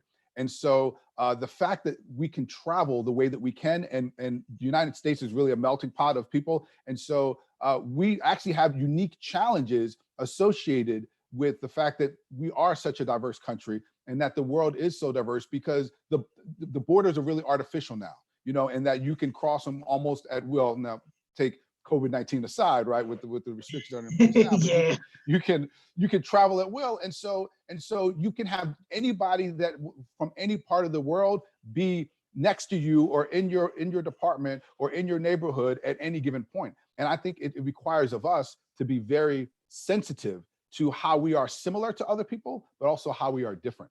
And I think we didn't have to have that sensitivity before, or if you live in a place where there isn't diversity, you don't have to have that sensitivity. Everybody looks like you, everybody believes the same things you believe. You don't have to worry about it. But when you're in a diverse area, you really have to be sensitive. You have to generate that sensitivity. And it's easy to think, I'm a Black man, right? So it's easy for me to think I'm a Black man. So I've been oppressed, and there have been times when I've been discriminated against. And so nobody could have it as bad as me, right? It's easy to think that. But the truth is, there are other people who have had it just as bad, or a different version of things not going their way, that I can't experience and I can't even relate to, right? And I have to recognize that their experience is just as valid as my experience, right? It's really easy to go, nobody, we want to have a contest about who got the worst situation. I got it hands down, right? We can all say that, right? Black women can say that. Lots of people can say that, right? But the truth is that we have to validate other people's experiences and recognize that their experience has had an impact on them. And the more that we can sort of reach out, connect, and find ways to understand their experiences, I think the better we'll be. Yeah, no, I love that. Kamaya says, what made you want to get into this work? So that's interesting. So what I will say is I was working at East Baltimore Medical Center. It's a very one of the urban practices within one of the more urban practices within Hopkins, and we helped a really deserving patient population. And so what I recognized was that not a lot of people, that from that area had the opportunity to get really Hopkins level of care. And so I started to see how there's sort of this inadvertent exclusion at times, in order, especially to be able to perceive high quality primary care. And so I started tuning in at that point with our staff members and with our patients about it.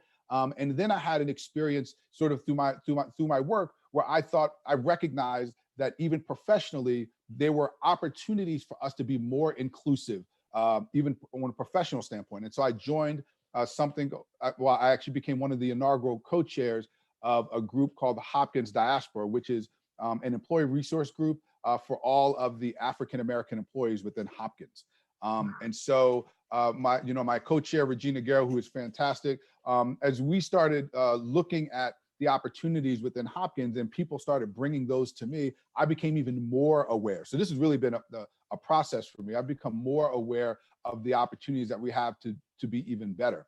And it was through my work with Hopkins Diaspora that it turned into the work as being the director of diversity and inclusion for the School of Medicine. But I recognize that we have good people, and we just need to help them create ways to be more inclusive with the way that we operate on a day-to-day basis within the School of Medicine. Yeah. Jamira says, can you talk about the most fulfilling part of your career? Oh, yeah. So without a doubt, hands down, the most fulfilling part of everything I've done professionally is being able to help other people grow, to get better and to grow both personally and professionally, right? I love that. I love knowing, here's the thing, there are people who have nurtured me, right? I have had mentors that have nurtured me, and I wouldn't be where I am if it wasn't for them, their willingness to sow into my life, right? And so I get no more joy than when I'm able to sow into the lives of others and help them grow, right? And help them get to where they want to go. Because we all need a support system. We all need mentors, and we all need somebody willing to reach back for us and to help pull us up. And so I feel great about that. And so those people that I've seen, I just received an email from a person who I hired as my assistant. I want to say it was in 2012, something like that. Her name is, she won't, I don't think she's watching or anything, but her name is Julie. And so I hired her as my assistant, and she was definitely rough around the edges. But man, she had the biggest heart you could ever want anybody to have. She was willing to work hard. She was willing to get better every day, and just did a fantastic job. And over the time that I knew Julie, she was able to go back to school. She got a degree in health information management. And she now, and she sent an email to me and some other mentors that she had earlier this week, where her current boss, she now works for Walter Reed Medical Center down in Bethesda.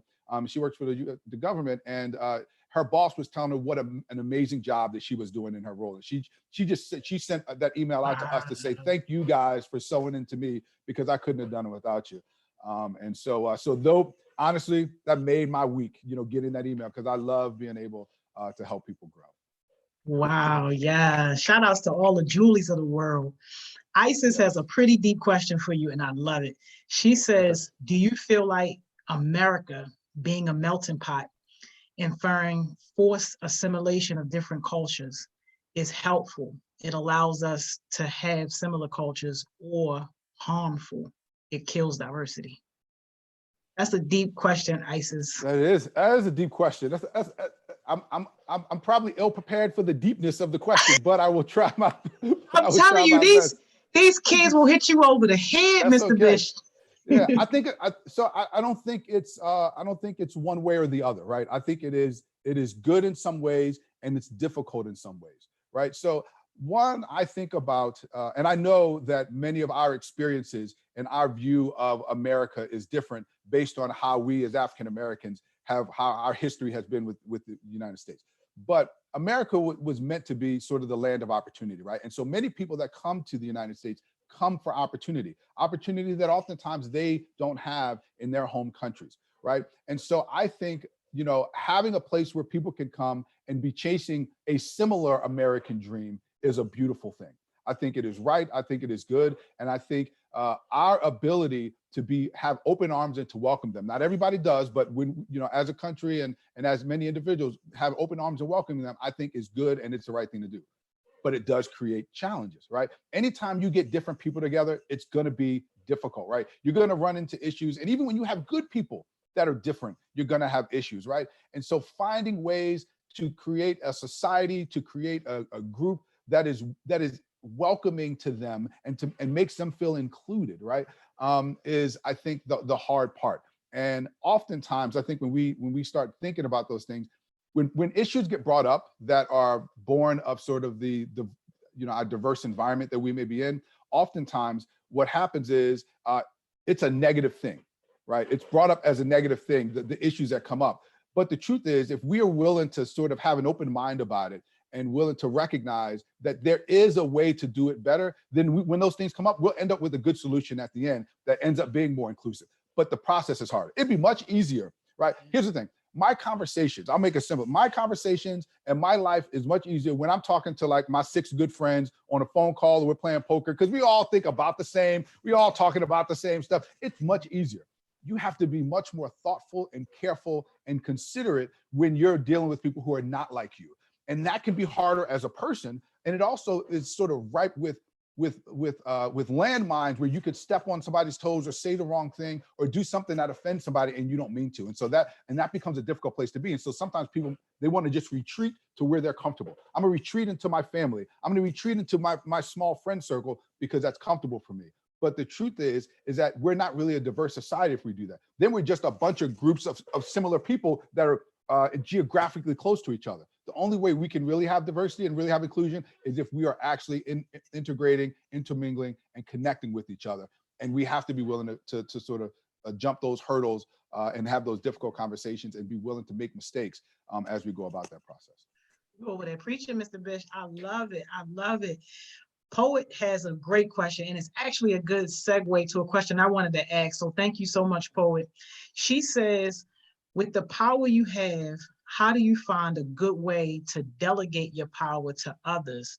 And how do you do that in a positive way to still let people know that you're the boss? And I just wanted to tag on to that and, first say that we have a lot of young people who aspire to be leaders. They are actually leaders in terms of being peer-to-peer leaders and leading projects. So could you use that question to also kind of flow into talking about like, how do they become credible leaders and how do they gain, kind of like the respect and appreciation of other people's to actually want to follow them so that they can build up their influence? Sure. So I know it's a lot, but thank you. That's okay. And if I miss any of it, just bring me back. So what I would say is, the first thing I would say is, if you are a leader even if you're not a leader just by title, but if you're a leader, like, you shouldn't really rely on that fact, right? You should be just trying to help people and influence people, right? So for example, when I as a leader, I almost never tell people what to do. Right? I ask them if they can do it. I'm saying, hey, can you do this for me? Would you mind doing that? Would you mind doing that? Because do I have the power to boss people around? In this particular position, actually less power, but in my other position, I have lots of power to boss people around. But people, it doesn't feel good, right? We don't like to be told what to do. We like to be asked to do stuff. So that's what I try to do. I ask people what to do. I don't tell them what to do. And sometimes you run into the situation where they may be like, no, or I don't want to do it. And then you have to have sort of a general conversation with them about, priorities or figuring out why they may say that or that sort of thing. But I would say you should very rarely need to use your position as a leader to get things done. Right? People already know you're the leader, right? So if you are respectful of them, they're going to appreciate the fact that you didn't throw that in their face. Oh, I'm the team lead, or I'm the supervisor, or whatever I am. They know who you are, right? So just treat them like a peer and treat them like you would want to be treated, right? Which is with respect. People want to know that their opinion is valued, right? So when you're engaging people to get something done, one of the biggest things you have to do is to ask them what they think about it. Ask them what their input is. Ask them how they would go about it. Because one, I think the first thing I learned as a leader is I don't know anything. Like, I don't know nothing, right? So if I can pretend like I know it, right? But the problem is people are gonna realize you're a fraud because they're gonna know stuff that you don't know, and you're gonna act like you know it. And they're gonna be like, I know he don't know it because I knew it, right? So don't act like you know it, right? Be willing to say, I don't know this, or we're at least on the knowledge standpoint, we're on even footing, and so let's talk about how we can get this done, right? And so that's one of the things I would say. The other thing I would say is anytime you're working with the team, and you get something done, give away credit, right? That means when something happens, do not be the person to be like, yep, I did that. That was all me. Nope. If you're the leader, the biggest thing you can do is go, when somebody goes and goes, you did a great job. Somebody comes to me and goes, Bish, you did a great job on that project. First thing I'm gonna do is I'm gonna go, you know who did a great job? It was Susan, and it was Jamil, and it was Sarah, and it was Jim. They're the ones that did a great job. They're the ones that did all the work. Here's what Susan did. Here's what Jim did. Here's what Jamil did. I'm gonna point to them, and I'm gonna go there why we were successful. One, because it's absolutely true. But then two, because people want to feel valued for what they provide to the team. And so one of the main ways to do that is for the leader to make sure that, to recognize them and to make sure they know that the value that they provided was appreciated and made a difference. And so that was the thing I would say. And then another thing I would say is if you're a leader, you have to be authentic, right? You have to know who your true self is, right? I mean, I don't know if you remember that Dolly Parton challenge that came out where it was like, you know, your Facebook versus your Instagram versus your Tinder versus your LinkedIn profile, right? And so, but the truth is, in this social media world, we do have all of these different masks that we put on that are versions of ourselves. And I think sometimes we forget who we really are, right? And so you have to know who you really are. And when you're in a group and you're working with a team, you have to be willing to let them see who you really are, right? Don't let it be one version of yourself. Let it be the true version of you and let them see who you are, because people don't want to follow people that they don't know and that they don't trust, right? And so you have to be willing to do that. So you have to be willing to sort of lay yourself open and go, here's who I am. And who you are isn't always going to be the smartest person in the room, right? Who you are is not always going to be the most experienced person in the room. And if you're willing to say that, if you're willing to acknowledge where you really are and go, if we're going to get there, we got to do it. I want to work with you guys. We need to do it together. People are going to be willing to follow you there. Because the truth is that if you think you're a leader, but there's nobody following you, then you're just taking a walk. You're not leading anybody, right? You're just taking a walk by yourself. So people have to want to follow you. Most of the time, people are going to follow you on a volunteer basis. And so you have to make it fulfilling for them to do that. And so that's what I would say. You want all the fire over there, Mr. Bish. I love it. Oh, yes. Bree says, how do you think that what you do in your job can impact the youth? That's an important question, Bree. Thank you for asking that question. So that is a good question. And so what I will say is I'm still learning all of the ways that my job can have impact. But I think one of the ways and one of the things that we're working on is what we call pipeline programs, right? And so those are programs that we have within Johns Hopkins University and in the health system where we provide opportunities for youth all around the country, but more focused in Baltimore, to be part of summer programs and things like that every year, so that they can learn about the different programs that we have. They can explore their passion for science or for math or for education and those sorts of things. And they can sort of get into the system and take the opportunity to learn from some of the most brilliant minds on the planet. And so that is, I think, one of the main things that we do. And then a lot of our organizations actually have mentorship programs out in the community. Individuals are mentors in the community, but a lot of our programs have mentorship programs out in the community that look out. And so I'm looking to do more of that and to expand that. I think we can do even more of that because I think that when an organization as large as Hopkins, I think we're doing a great job already, but I think we can grow our influence in the local community, right? I think we already have earned our influence in the national and international community, but I really think we need to continue to build our influence in the local community and to sort of build bridges between the local community. And so I think there's more that we can do. And so I give you the freedom to share my contact information. So if anybody has any ideas, please reach out to me. I am happy to talk about them and figure out how we can do that. Hey, Heartbeat, y'all heard it. Y'all want to connect with Mr. Bish, y'all let me know, and I will share his email address so you guys can connect with him. That's amazing. Thank you so much. You're getting some shout outs on here too, Mr. Bish. Tamika Houston said you are amazing and that you are a great role model, especially for our young Black men. And Shania said, this is Sherry Wilson. Thank you so much for being a role model. So you're getting some nice love and all the heartbeats. They dropping you fire signs. Those are some of my plants, by the way. There's some people I told about this talk. So that's like when they priming the tip jar. You know how that is? You put a couple dollars in the tip jar. They just put a couple dollars in there. I got y'all. Appreciate it. No, I'm joking. So I got y'all. Yeah, but a lot of the kids are giving you fire signs, hearts, 100 signs. They saying that you right on point. Kamaya Success Session said, "Oh my God, I love this so much." So you are really on point. Jamira says, at any part of your career, was there ever a moment where you thought maybe this isn't for me? And how did you overcome that? And what advice would you give to someone trying to find their way back? That's a great question, Jamira. Yeah, it is. So I will say that there was a point in my career where I had a challenging boss supervisor relationship. Boss employee relationship. I was the employee.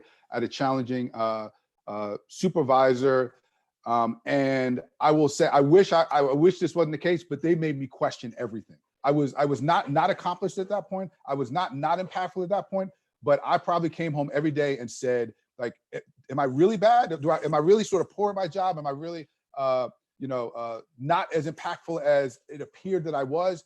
And I will tell you that the thing that helped me the most was being willing to share those doubts and concerns with people I trusted, both personally and professionally, and they were able to give me perspective. So here's what happened. I'm gonna use this camera for a second. I've done this with my kids, right?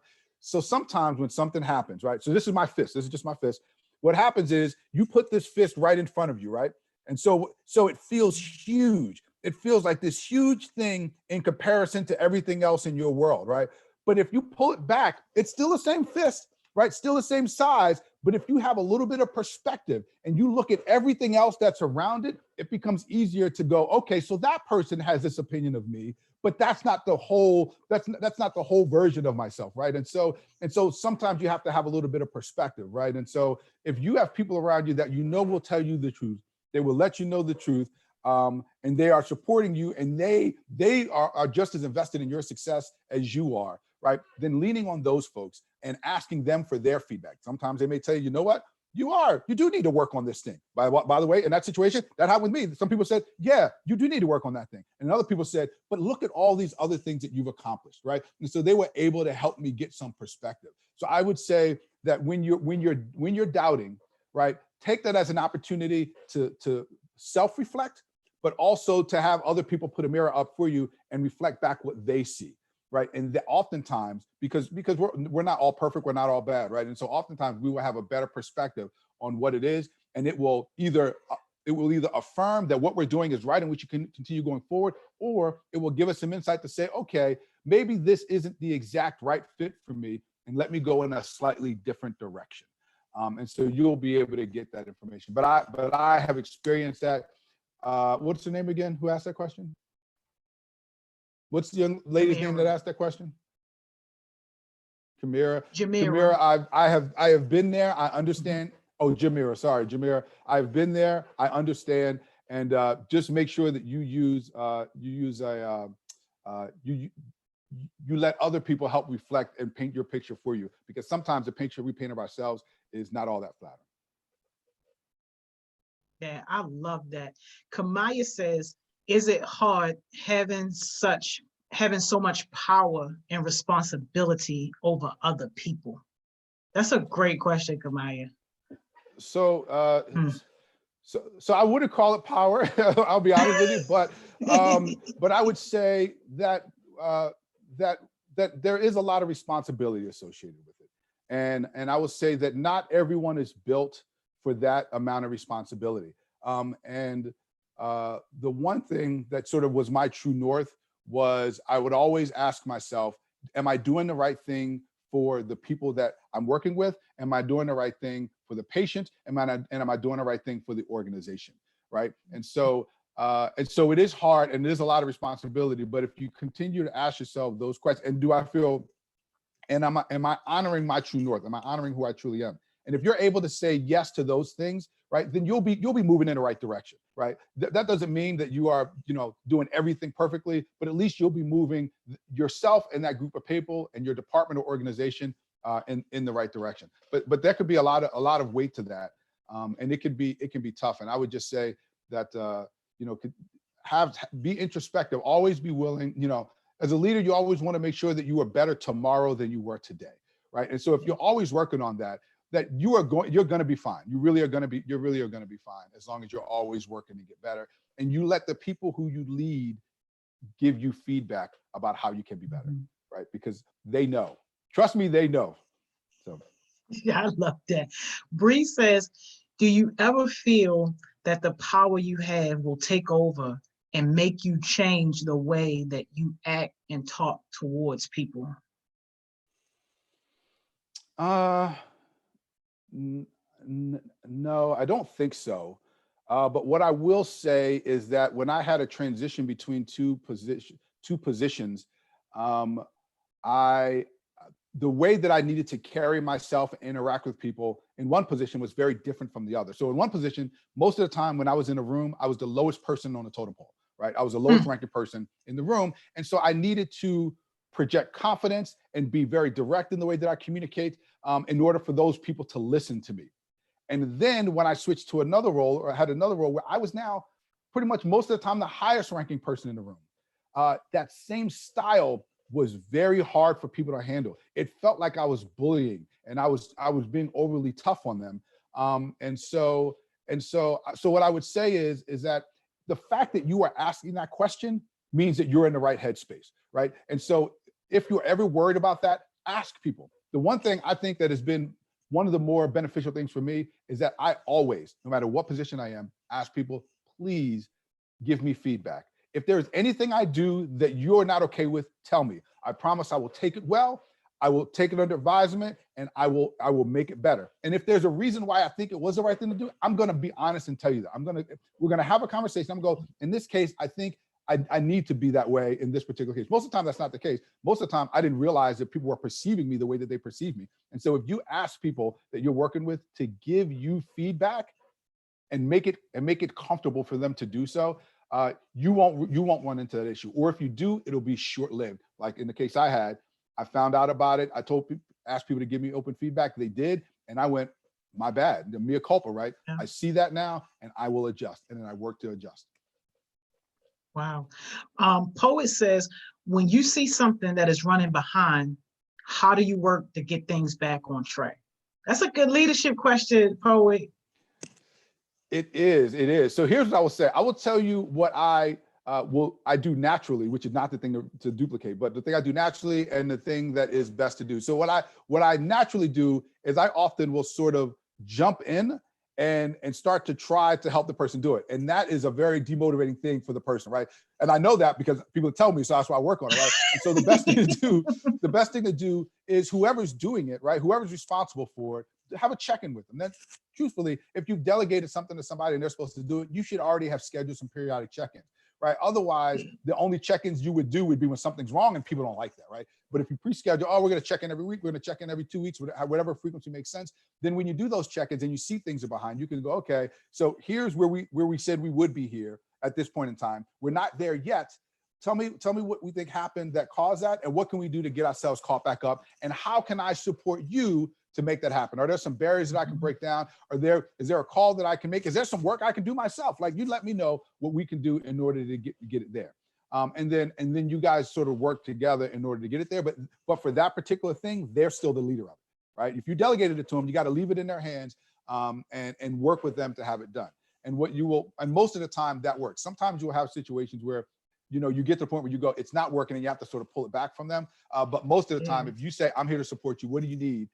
And you don't wait till the end. You don't wait till it's due tomorrow and now it's half done and now it's just all bad. You got to make sure that you set up some periodic and frequent and early check-ins so that you can catch it when it's only 5 degrees off versus 50 degrees off. Yeah, absolutely. So what do you say to the people who have that mindset of if I want it done right, I got to do it myself? I would say 2 things. One, I would say that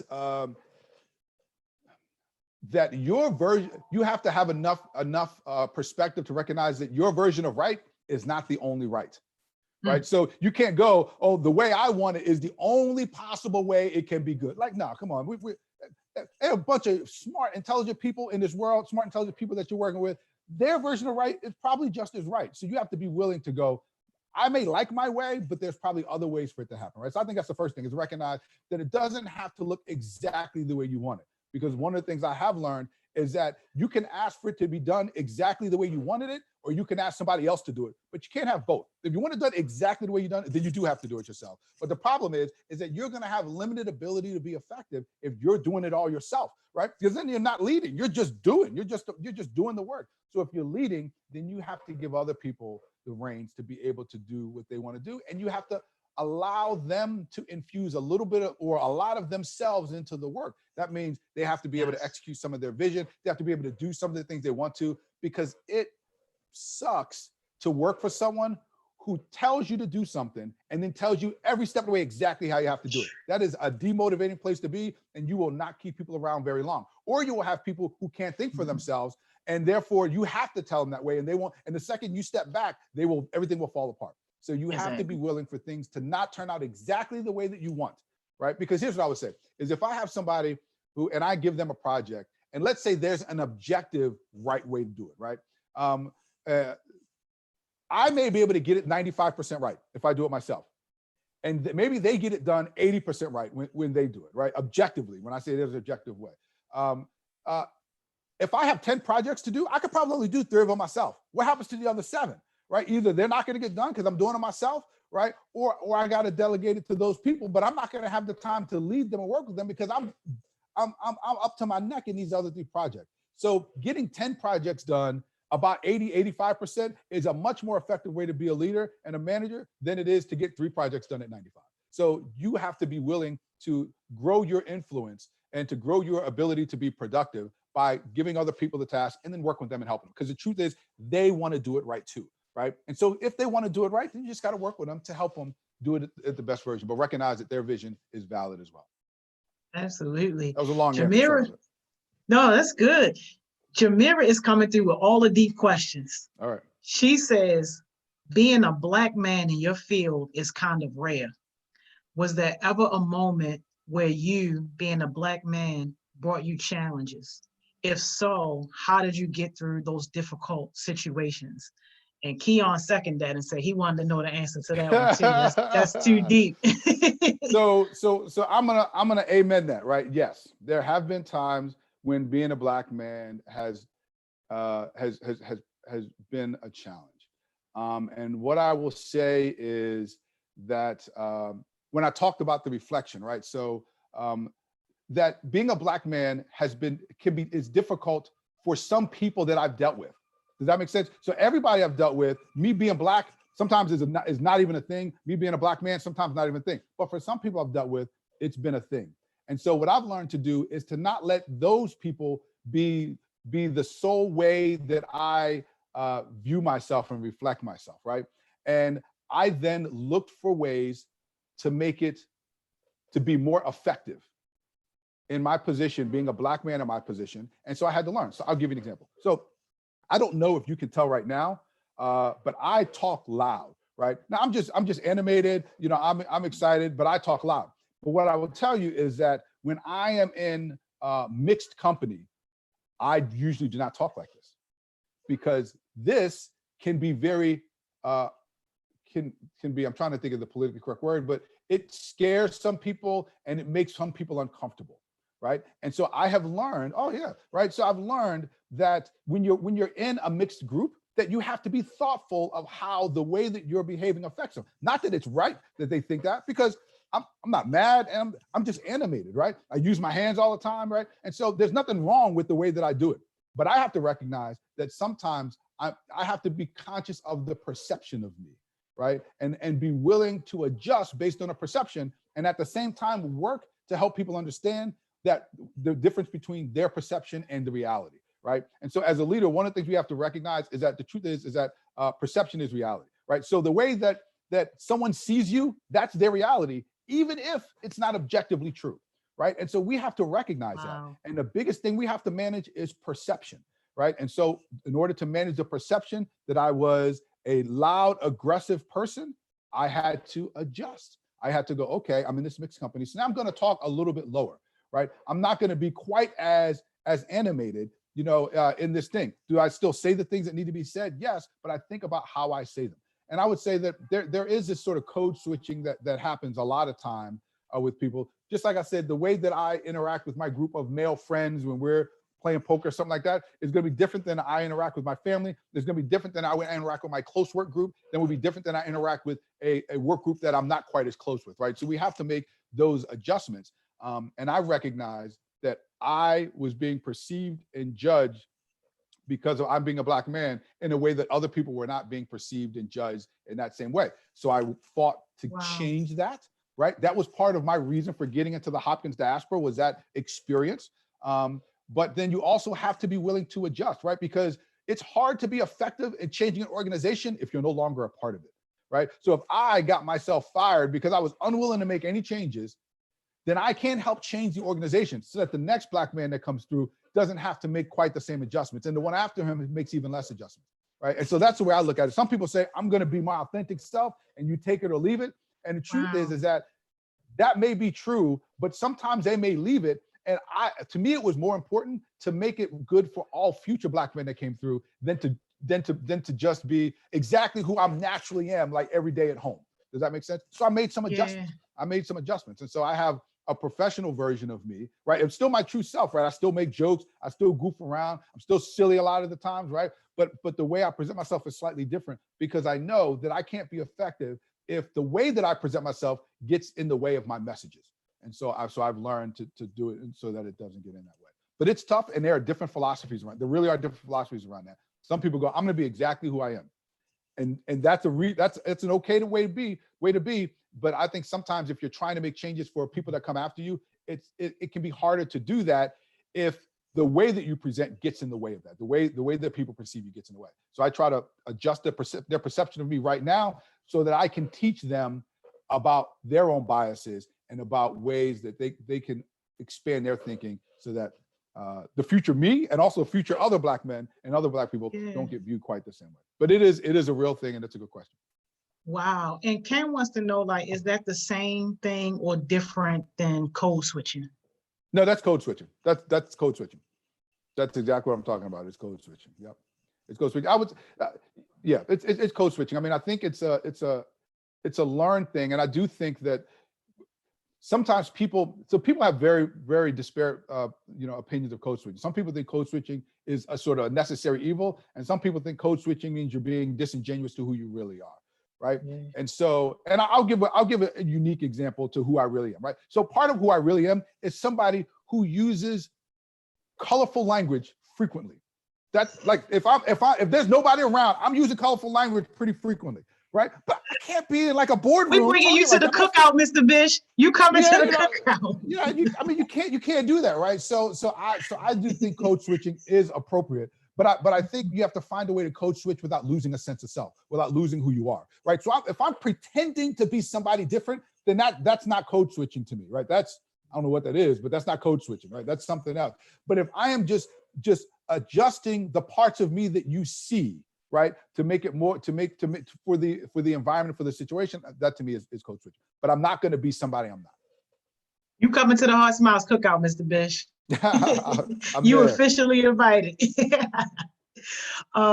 This is a good question. Does the Johns Hopkins Medicine ERGs group reach out to the community in areas where drug use and mental illnesses are high? How do you and your team go about changing those things? Wow, that's a tough one. So the answer is not yet, right? So do we reach out into the community? Yes.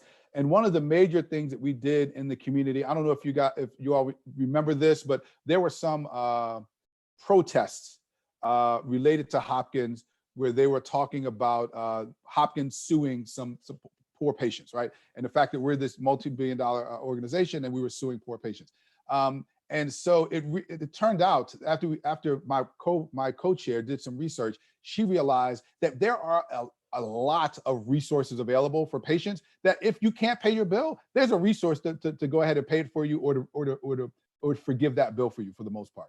And so we realized that there was really an information gap between patients and the hospital, that we had these programs, we just didn't do a job at letting people know about them. And so we went into the community, we went into churches and into community organizations and taught the community and taught patients about the programs that were available to them. So that's one thing that we did, and that's probably the major thing that we did in the community. But as we're continuing to grow, because our ERG has been in existence since August of last year, so it's a relatively new ERG, our goal is to get even more involved into the community and help in all the ways that we can. And so I appreciate you sharing that, and we'll work on that one. Yeah, that's a very important question. How has self-reflection advanced your career? I love this question. We talk a lot about that too as part of personal and professional growth. Yeah, it has been instrumental in my career growth, because I am very different right now than who I was when I started at Hopkins 10, 11 years ago. I'm very different. And in good ways, like not in any bad way, right? Because I was always willing, here's the thing, anytime something didn't go the way that I wanted to, the first thing I did after it happened, whether it was at home that day or whether it was immediately after, is I went, what do I think I could have done differently? How do I think I could have done it so that there was a better outcome to the conversation, to the project, to whatever? So the first thing I always look at is myself. I always say, how could I be better? And so in doing that, one thing is, you don't always see those things. So self-reflection is important, but I would also say, and I mentioned a couple of times, having people who can see you, like I can't see what you see of me. Right, I can see me, right? I see when I look at myself, I see that, but I can't see how other people see me, right? And how other people see me is so important when you're trying to lead change, when you're trying to lead a group of people. And so also, in addition to having self-reflection, being willing to ask for feedback, and then being really willing to hear it and to process it and to really go, okay, because sometimes that feedback is hard to hear. Right, it's hard to hear, and it challenges how you perceive yourself. Right, so I've heard feedback where people have said things to me, and I go and I think to myself, that's not who I am. But what I have to recognize is, but that's how they see me. So how can I adjust so that they don't see me that way? Right, because that's not what I want. I don't want them to see me when I'm, if somebody says, when you're talking loud, I think you're yelling at me. Right, people have said to me, like, you're yelling at me, and I've had to go, okay, so then I need to adjust with them, because my natural volume is uncomfortable for them. So I'm going to adjust. I don't think I'm yelling at them, because I'm not yelling at them, right? I want their perception of me and what I view as my perception of me to match up, right? So if I'm not yelling at them, I want them to not feel like I'm not yelling at them, so I adjust. So you have to, so I would say anytime something happens, even if it happens well, but especially when things don't happen well, you should always take a moment and reflect and go, okay, here's how this situation played out. What could I have done differently? I will say that has been effective even in my marriage, right? My wife and I have an argument, because even we've been married 25 years, we do argue, and just for the record, she's always right. She's always right. There you go. So one of my favorite sayings I taught my friends is, you know what, baby, I thought about it. You're right. I'm wrong. And I'm sorry. So anyway, all right. So, but you have to be willing to when something happens that is not exactly how you want it to be, to say, to stop and reflect and go, what could I have done differently to make it better? And then try it the next time. Or, ask the person, hey, I feel like this could have been better. Would this be better next time? Or what do you think could happen next time? So be willing to have those conversations. But every time something doesn't go well, take a moment and reflect and go, how could I have done that better? Again, if you're a little bit better tomorrow than you are today, and you do that every single day, you will be leaps and bounds better as a person, as a boyfriend or girlfriend, as a spouse, as a leader, as a parent, than you were the year before, because you're always getting a little bit better. It doesn't have to be these huge changes. Just little changes every day make huge difference over time. Yes, I love that. Apparently, Jamira is stalking you just a little teeny tiny bit. Talk about she on your website and you doing all these great things. she said, she said, it looks like that you have inspired so many people.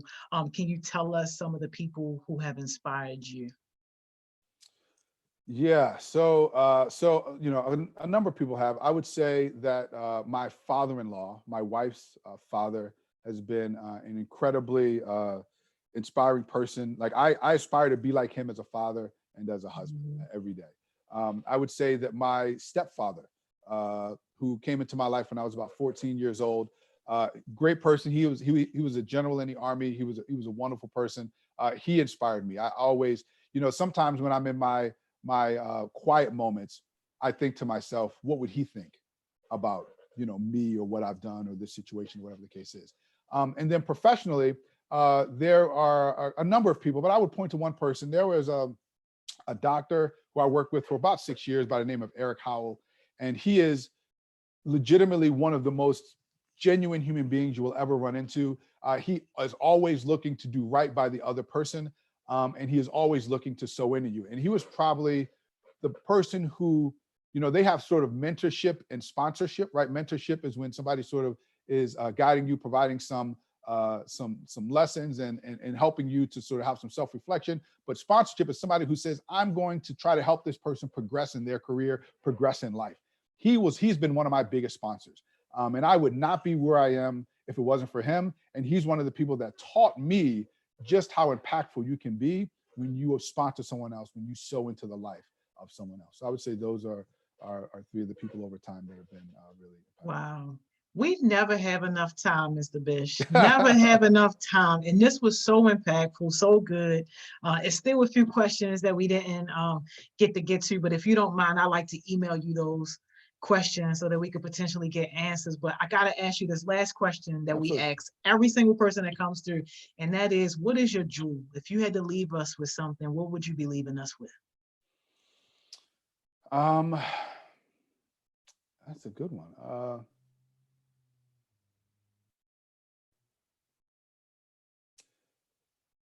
Everybody that you run into,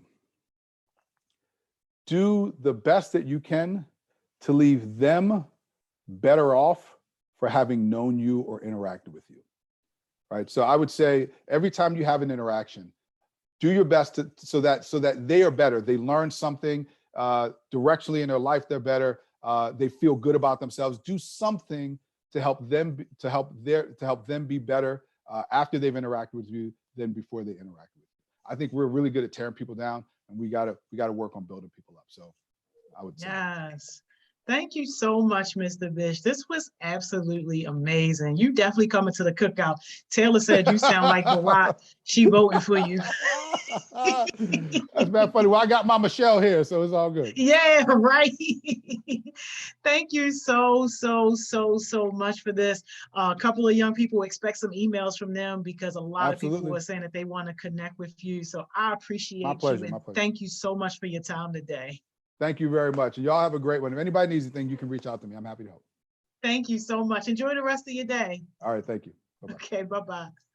Y'all, how powerful was that, y'all? An amazing conversation, y'all.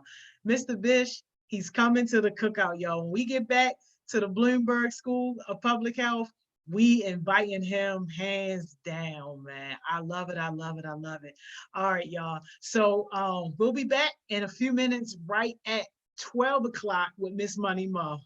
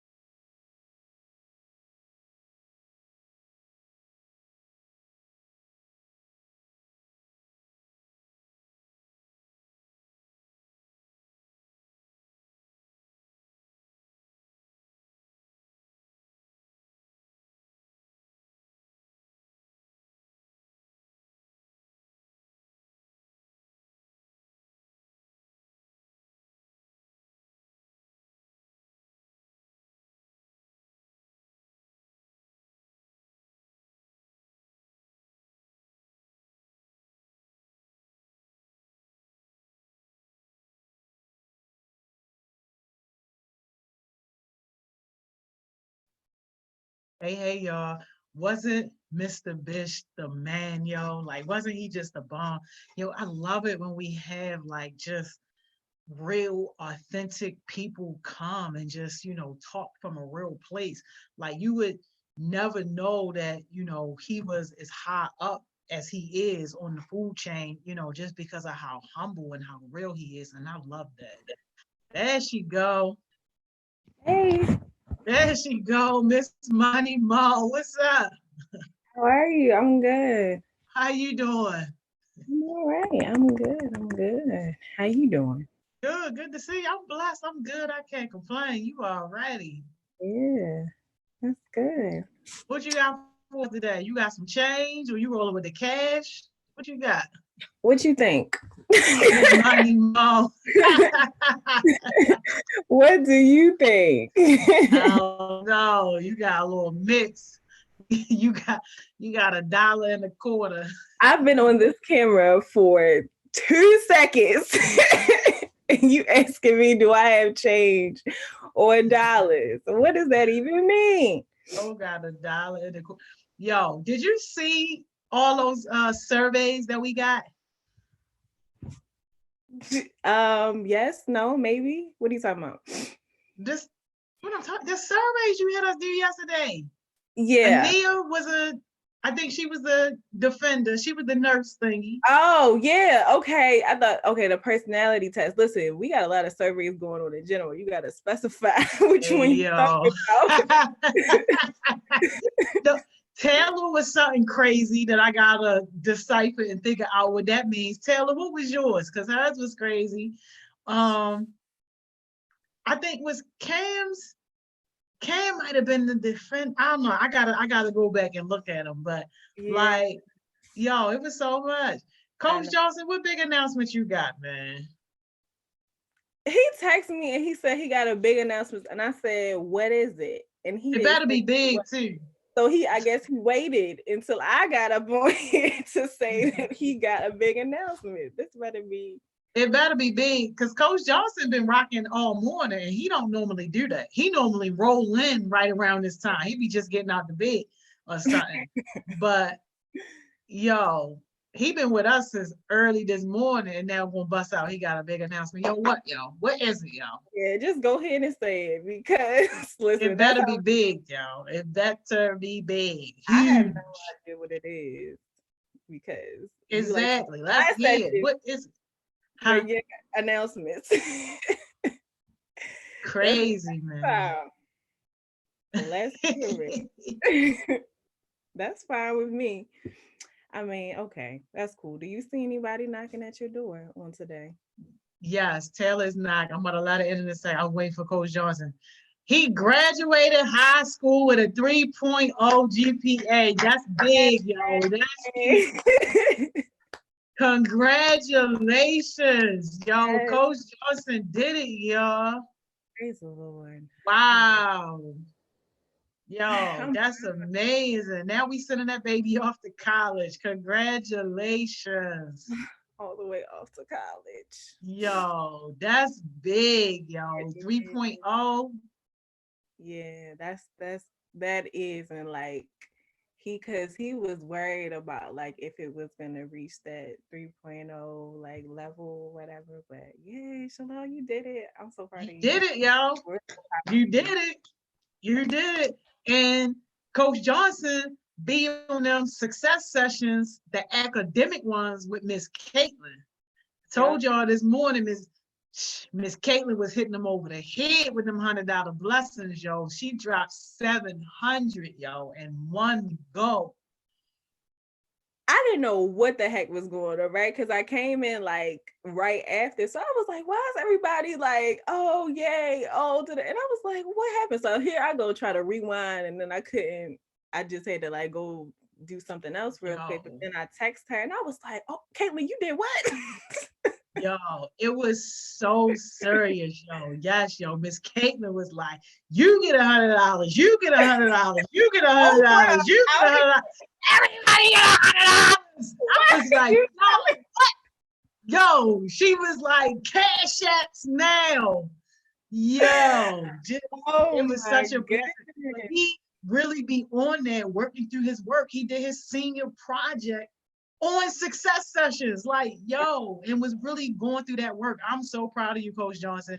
Not only have you, done what you needed to do, but you've also raised the standard, and you are exemplifying what it means to be a person that is taking care of what they got to take care of and giving back to the community, mentoring these younger girls and these younger boys, giving them something to aspire to and giving them somebody to look up to. So congratulations, man. Yeah, so happy, so proud of you, definitely. That's a big deal. That's a big deal. Hey, Richie Rich slid through. What's up, Richie Rich? They done got Richie Rich out the grave. It's good to see you, man. Hey, Richie. Yeah, right. Richie Rich, like, this might be her second one. I mean, I don't think it's her first. It might be her second one. But y'all make sure y'all show Richie Rich some love and get her to be consistent. It's good to have you. We would love to see you more often. Absolutely. Hey, Richie. I'm so like, that brought so much joy to my life. Just I know. That's what I'm saying. I love it when these old heartbeats just get out the grave and they come and rise with us. I love it. I think I saw Zoe sneak up in here. Hey, Zoe. I think I saw TB too. TB and King Core. Richie Rich said, I've been here. I just don't talk. You know what? That's typical Richie. You know what? Yeah. You just came in the back door and sat down, ain't say nothing to nobody. That's Richie. Yes, that sounds about right. Hey, Richie, we're glad that you said something so that we know that. Yo, I love it. I love it. Am I letting these people in, yo? Maya is knocking. Mm-hmm. Taylor is knocking. Rianne is knocking. Yo. What Miss Mo getting us into? What Miss Money Mo getting us into today? Taylor. Hey, what's up? Jones. Hey, Maya. Yo, I'm so glad you got your camera on, Maya, because you always be hitting us with the little Snapchat filter. With the beat. Oh, you got a little beat. I'm loving that Bin Laden. Hey, Ryan. That's my sister. Right. That's not right. Oh, that's your sister. Oh, my bad. What's your name? But hey, Miss Joni. Hey, Miss Mo. How y'all doing? Good. What's up? I'm good. I'm good. Tell her who you are. What's your name, Ryan? Ryan, brother? No, that's my sister, yo. What's your name? I gotta know what to call you. Hey, Maya. Yo, I'm so glad. Is this internet in the ghetto? Because I'm like, what is going on? I'm hearing so many different things. Turn your volume down on your other device. Like on your phone. Turn your volumes down. Hey, Ryan. That's my sister. That's not right. Who is it? I don't know who it is. Oh, that's John. That's John. Yo, that's John. Hey, John. What's up? I know who you are. What's going on?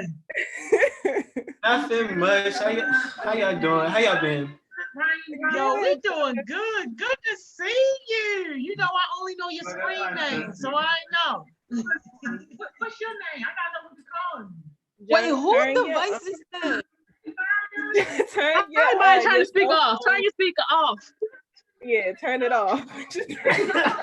Yo, we gonna let Miss Money Mo get her little ghetto situation together. No, for real, John. I'm not playing. For real, can you turn it down? Turn it all the way down, like on mute. Ghetto, y'all. Only on the Money Mo show. Only on the Money Mo show. Yo, that's John. Hey, John. Oh my gosh, I'm rehearing stuff that you said 5 minutes ago. John, you good? That's what I'm saying. All right. We good? Oh, yay. Okay, we're good. All right.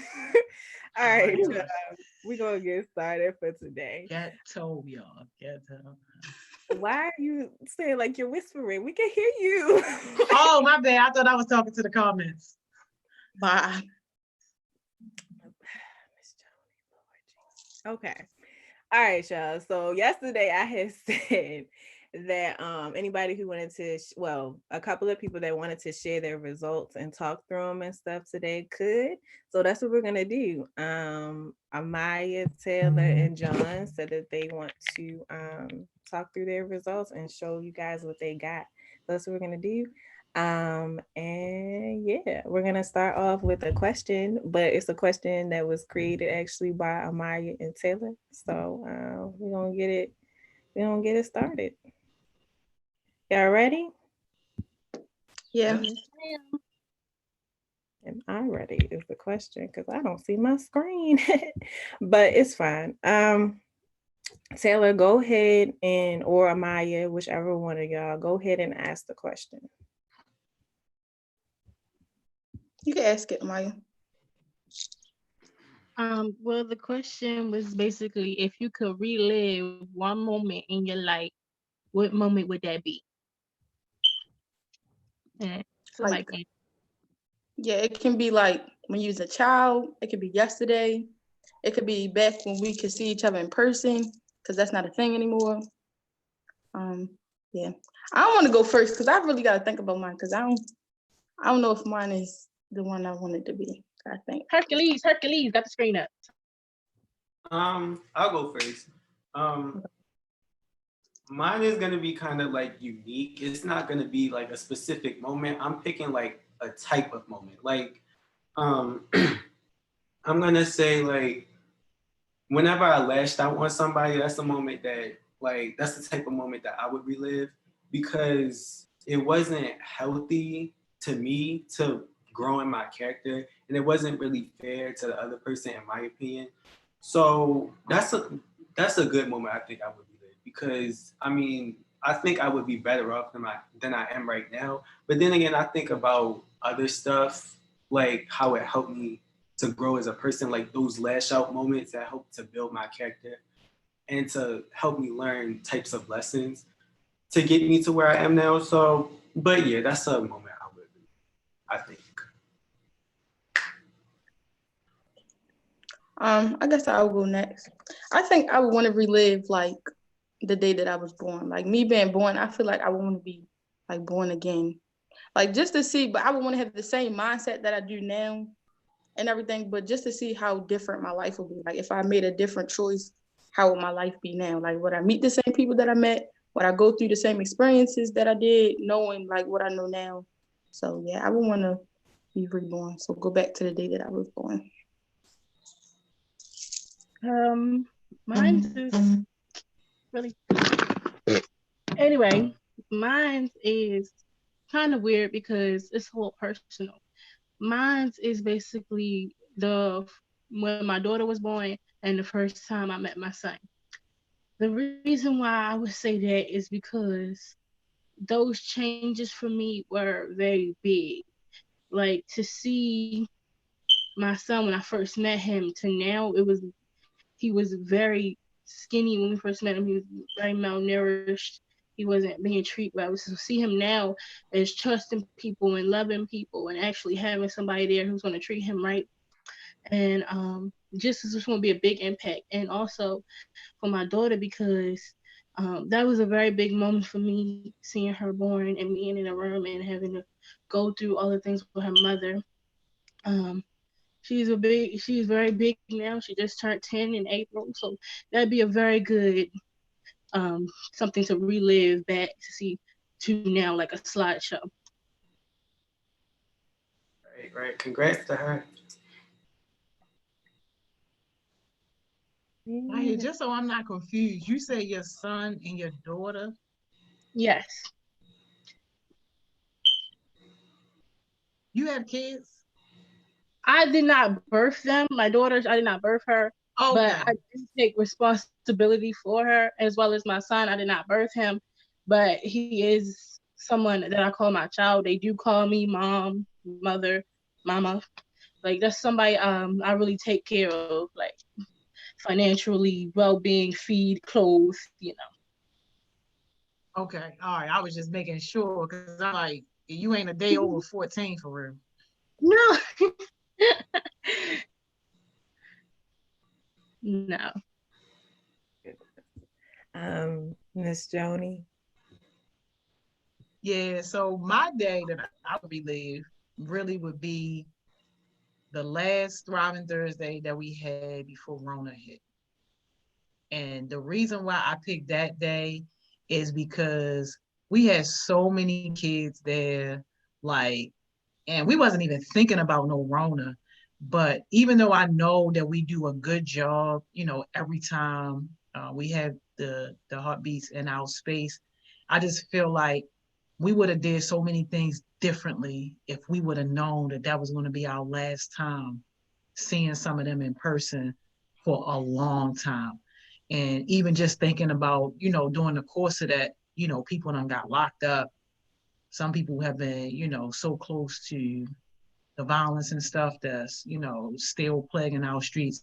And I just feel like it's just so much I would have done differently in terms of having personal one-on-one conversations with people and just encouraging people to still just kind of stay close, even though we are still apart.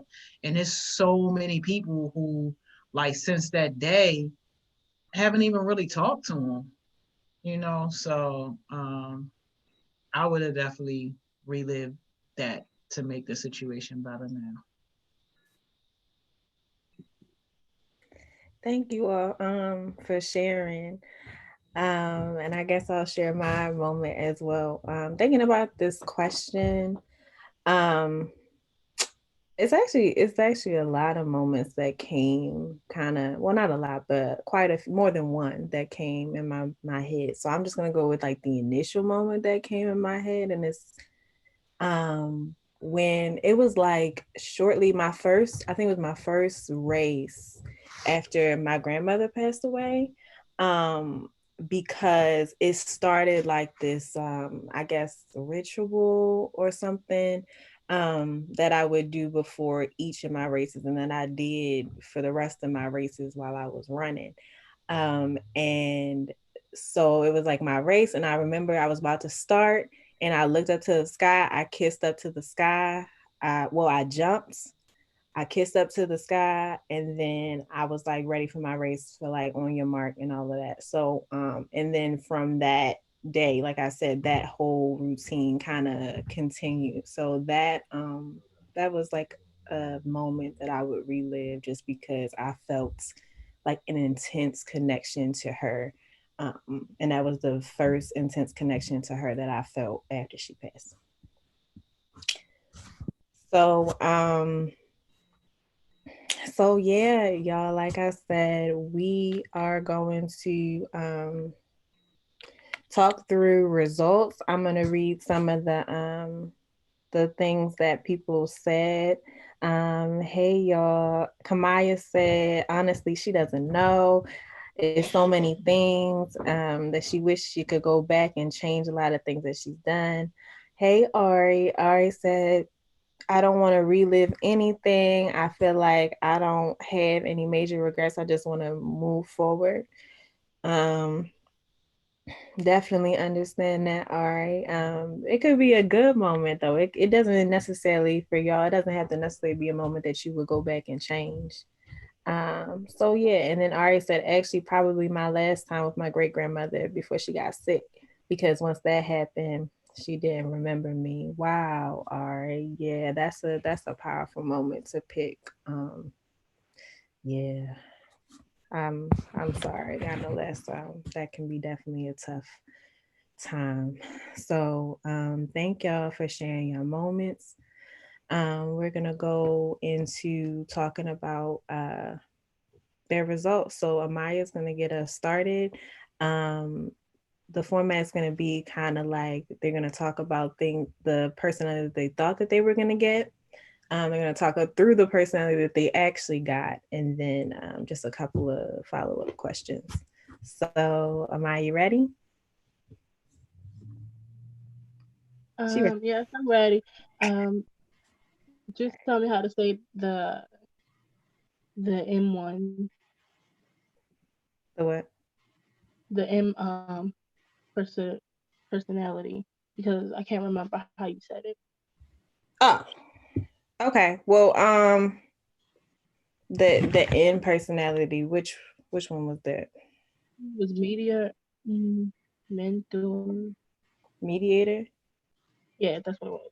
Oh, mediator. Oh yeah, okay, yeah, mediator. I thought you So said mediator was the one that I thought I was gonna get, but instead of getting meteor, I got console, and that really shocked me because once I started reading what console was just like I never really thought about that. Like when she originally said meteor, it was just like, oh, that's me. But then I was just like, once I read into which each one me, I went back to um console and I went back to meteor. It was just like, well, maybe there is intersection because they did have similar personality traits, but I did see more of myself in console, which was weird, kind of funny. And so I was picked, as you can see, on my scale as more of an observant, feeling, judging, which I don't know if that was a good thing or a bad thing for judging, um, as well as uh, uh, ex- observant, and then well, you were looking at the tactics one? yeah, Or I was reading them, but okay. then it was just like they both were the same, but then I saw the identity and I thought like it says I'm assertive, and then which I never really thought I was because I usually just like I'm real chill. I lay down, I lay back and let whoever want to do it, and I'll just take whatever is left, like in a project or whatever. So it's strange for me to see assertive, but I can see why they say assertive because of the way I answered the question. Thank you, Amaya, for talking through the percentages. I'm gonna go to your screen with the strengths and weaknesses, and then you can talk about if those are like you or not like you. Okay. Okay. All right.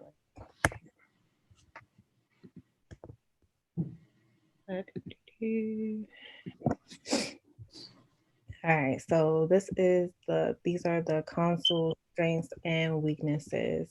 So consoles are an excellent they have like strong practical skills. So like they're good like managers, so managing over people. So do you think that's like you or not like you?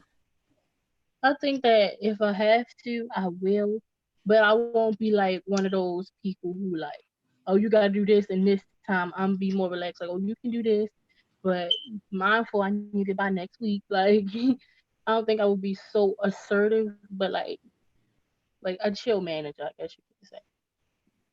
Okay. Cool, thank you. And then loyal and like sensitive and warm. What do you think about those? I agree. I agree with that. I can see that within myself. Cool. And then good at connecting with others. What you think about that? Uh, yeah, I do agree with that. Like if I can sense, like I have sense, like if I can sense that you're a good person, like vibes is good, everything is good, we gonna be friends. We going we gonna kick it. But like if I can sense that you're a snake or something, I'm not even gonna even be around you. So like if we have the same things, I like it. If I can connect with you, if I can see that you're a good person, then I can connect to you all types of ways. Cool, thank you, Amaya. And then for your weaknesses, are you are you worried about your social status at all or No, your influence? no, Okay. I do not care. Okay. Do you stay kind of like in your ways? Are you like inflexible? So like do you push your own beliefs too hard on other people? No, like I don't even know my full beliefs yet. Like I can't push something onto somebody else if I don't know myself fully. I don't know my full beliefs. Like you believe what you believe, and I believe what I believe. If we can find some connection, and that's that. Got you.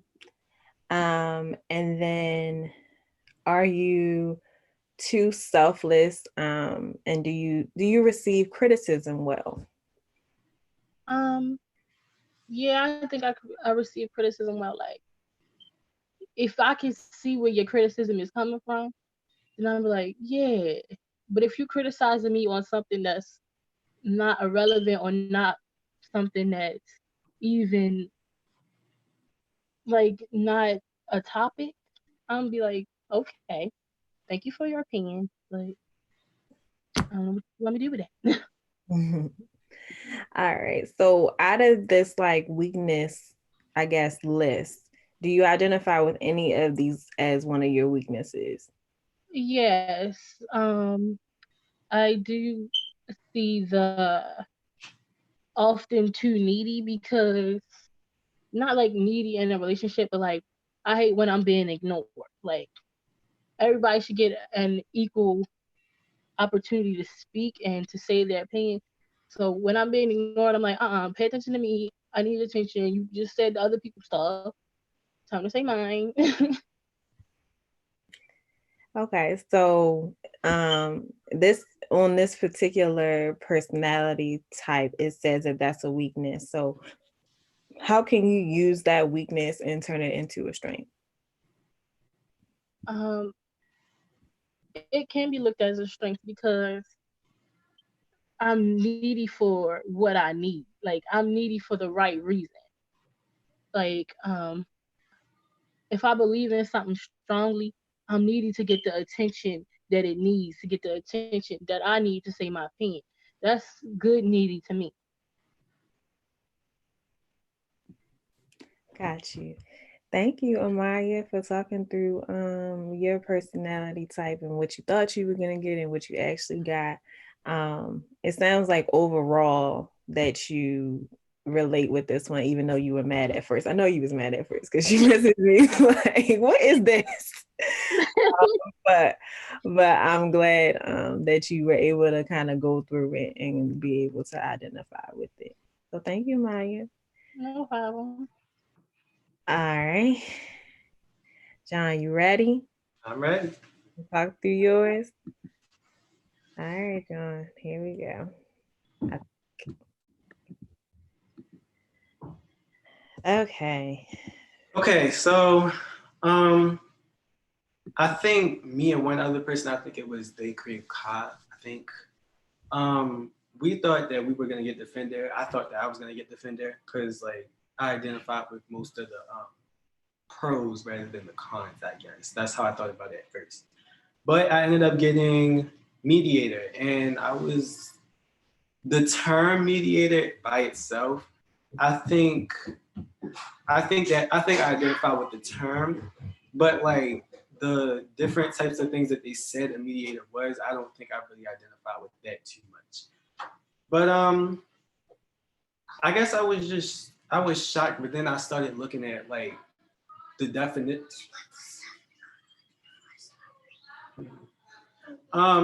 So then you told me to play with you again because you haven't been doing it since a week. Okay. Okay, so I guess I was just very, very surprised at the fact of I was a mediator after looking through, but then I was like, I actually do kind of identify with the definition that they presented to me. They were like, for example, they were like, mediators are people who can identify the good in people even when they've done wrong. And I think that I've done that a lot in my life with a lot of my current friends who have done very wrong things to me in the past. And I'm usually the first one to go back and be like, you know, we had a really rough falling out. I think we can get back to the place that we were, but we have to talk about what went wrong first in order to move forward. So yeah, that's just one example. So it says that 49% extroverted and 51% introverted. I agree with this. I'm pretty satisfied with this because in the former version of me, I was very extroverted. This would be a complete 100% extroverted. But I kind of dialed back a little bit. Mainly ever since meeting Kamaya, shout out to her. But she's told me to, like, you know, right. So she's taught me to take a step back, and it's okay to just be in tune with yourself. So I think that's pretty accurate. And I'm gonna go with this one. 69% turbulent and 31% assertive. I think that's accurate too, based off of the fact that I wasn't really formerly, I wasn't really a person to really stand up for myself, even when it was necessary. So now I think I've gotten I've helped with that a little bit, but the turbulent part I do agree with, because I don't even put my company out there to other people for me to even be assertive with them. I don't talk to as many people anymore. Like it says, more so introverted. Thinking and feeling, I think I do put my mind to feeling a lot. Especially when thinking of my relationships with people. Judging and prospecting. I don't judge people at all. I don't. It's no reason for that. I think that everyone is entitled to be who they are and how they want to do things. But I am very observant of how they carry themselves, because it's really important. If you want to start a relationship with somebody, you got to pay attention to how their character is, because you don't want any negative energy around you. That's just how I am personally. But yeah, I agree with most of these results for sure. Thank you. So again, we're gonna go to your list of your strengths and your weaknesses, and then talk through them, and then we'll see which ones you relate with the most. Got it.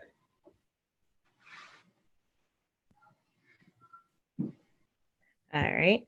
So for your strengths, we have idealistic. So you this says that you will come to admire and depend on people for their optimism. So do you identify with that strength at all? Partially, yes. When it says come to admire that optimism, I really do.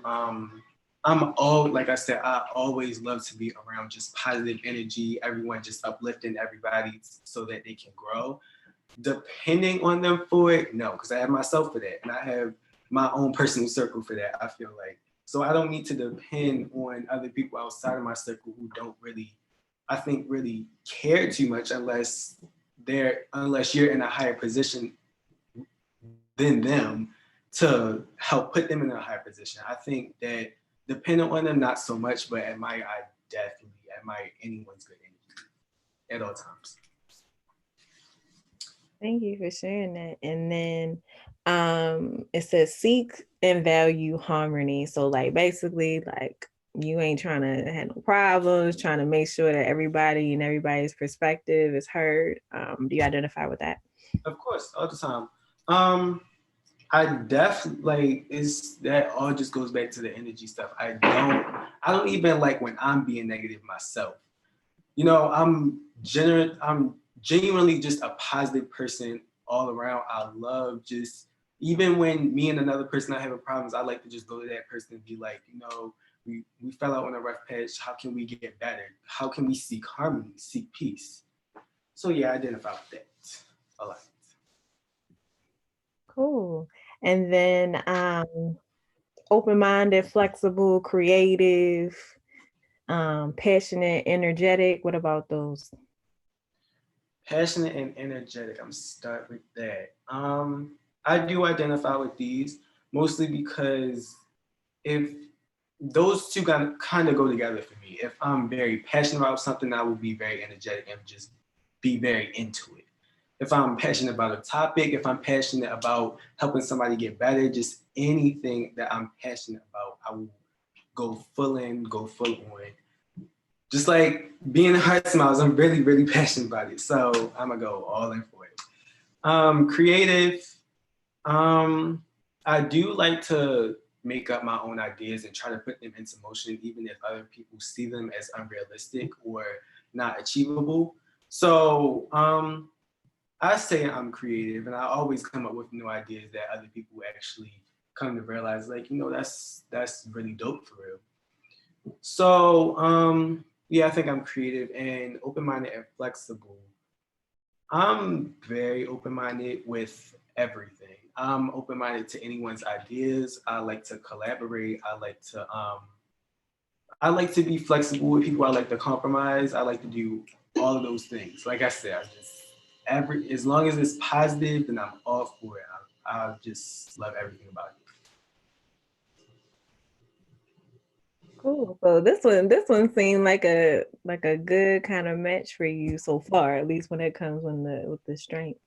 And the last kind of strength it says is dedicated and hardworking, which I can take a guess, but you can speak on it if you want to. It's not much to say about that. Your energy speaks for itself, and I really think that hardworking is it just comes out naturally, and you could just tell that with anybody. So. Got you. Thank you. And then, so now we have the weaknesses. So it's the first one is too idealistic. So what do you think about that one? Reading it says taking idealism too far. At times, yes, I do think of things too outside of the box that like sometimes I forget that I have to start slow.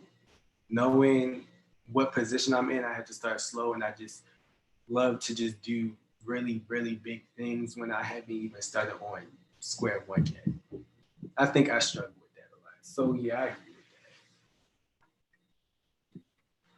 with that. I got you. Just a quick comment on that. I don't think that like I feel like I can relate to you on the like not really knowing where to start kind of thing, like not taking on something too big, but mine is like if I take on something that's really, really big, I'm like trying to find like where I even start. So that's interesting. Right. Talk about that. So this one with this word, too altruistic. Too altruistic. So, more selfless than you are selfish. What do you think about that? That's a tough one because like part of my former self is still in me a lot, but I think I've grown a lot from that. I would say that I was 100%, but mostly selfless. Back then, I always loved to help people. I'm just all about helping people. Anything positive, because like who wants negative energy around you? I don't care how you try to paint it, nobody wants negative energy around you. So just anything that I could do to help people. Like I see that as a selfless act. Selfish, it depends on your definition. If you see selfish as looking out for yourself first before looking out for others, or if you're not respectful to others on a daily basis, it depends on your definition. But in terms of selfish, I will say I have gotten selfish in the sense that I do like to, I was too selfless back then, so I'm trying to be more in tune with myself, is I guess what I'm saying. So I'm selfish in that sense. Got you. That's a good perspective. Okay, so just to speak on, I guess these last four to try to put them together a little bit. So just taking things personally, do you think that that's a weakness of yours? Not anymore. I like Maya said, I don't care. I don't care. You can say what you want about me. It's entirely cool. I don't care. I know what I am and I know what I do. Got you. Thank you. Um, Difficult to get to know. What do you think about that one? Not really. Like currently, maybe. It's like I don't really like opening up myself to people too much because I think I have a habit of that. When I get to actually meet somebody, it's like I gotta tell you. It's something that I used to struggle with a lot and a little bit now. So difficult to get to know. I have been a little bit more laid back on that. So that's kind of 50-50 thing with me. Got you. Thank you. And then, so out of these weaknesses, pick one of them and that you know relate to and that you identify with, and say how you can use it as a strength. Okay. Too altruistic. I'm gonna say that this is something that I feel like at some connection at some point that everyone struggles with. So I'm gonna say for me personally, I'm gonna say to be more like in tune with myself. I'm a still help people because that's just a part of me. That's just who I am, hands down. But I'm gonna start trying to be more in tune with myself. Stop trying to, you know, go to a problem to fix it. And and if it's meant for me to solve it, then the problem will come to me, and I won't just go and try to solve everything on my own. Thank you for sharing. No Um, problem. yeah, thank you. Um, okay. So we heard from Amaya, heard from John, and now we about to hear from Taylor. So Taylor, you gonna finish us off today? You ready? Yes. So the two that I thought I was gonna get two because they kind of had like similar ones. I thought I was gonna get either executive or campaigner, and I say that because I'm like a overthinker for one, and I was on both of them. I think I'm an overthinker. What else did it say? Expressing my emotions, because I feel like when I express my emotions to people, it could be like with friendships or relationships. I feel like I become vulnerable, and people kind of use like what I tell them, and like my emotions try to use them against me. So I do not like opening up to people. I don't like expressing my emotions, anything like that. So I definitely thought I was going to get those two, but what I got was protagonist, and I need to break this down a little bit because I don't think that's me. All right. Do you wanna talk through your percentages, or you just want to go straight into the? I can go over them, but I just need to get straight to the real stuff. So it says introverted, 72%. I definitely disagree with that because I do think I'm an introvert. I don't know. I don't agree with that. But intuitive, sometimes.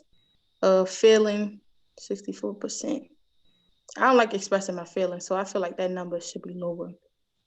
Judging, I feel like it's not so much of me judging others. I feel like it's more so of me judging myself. Yeah. Turbulent, I can see that kind of. And diplomat. Diplomat, is that the category I fall under, or Yeah, that's the category you follow under. mm. Not,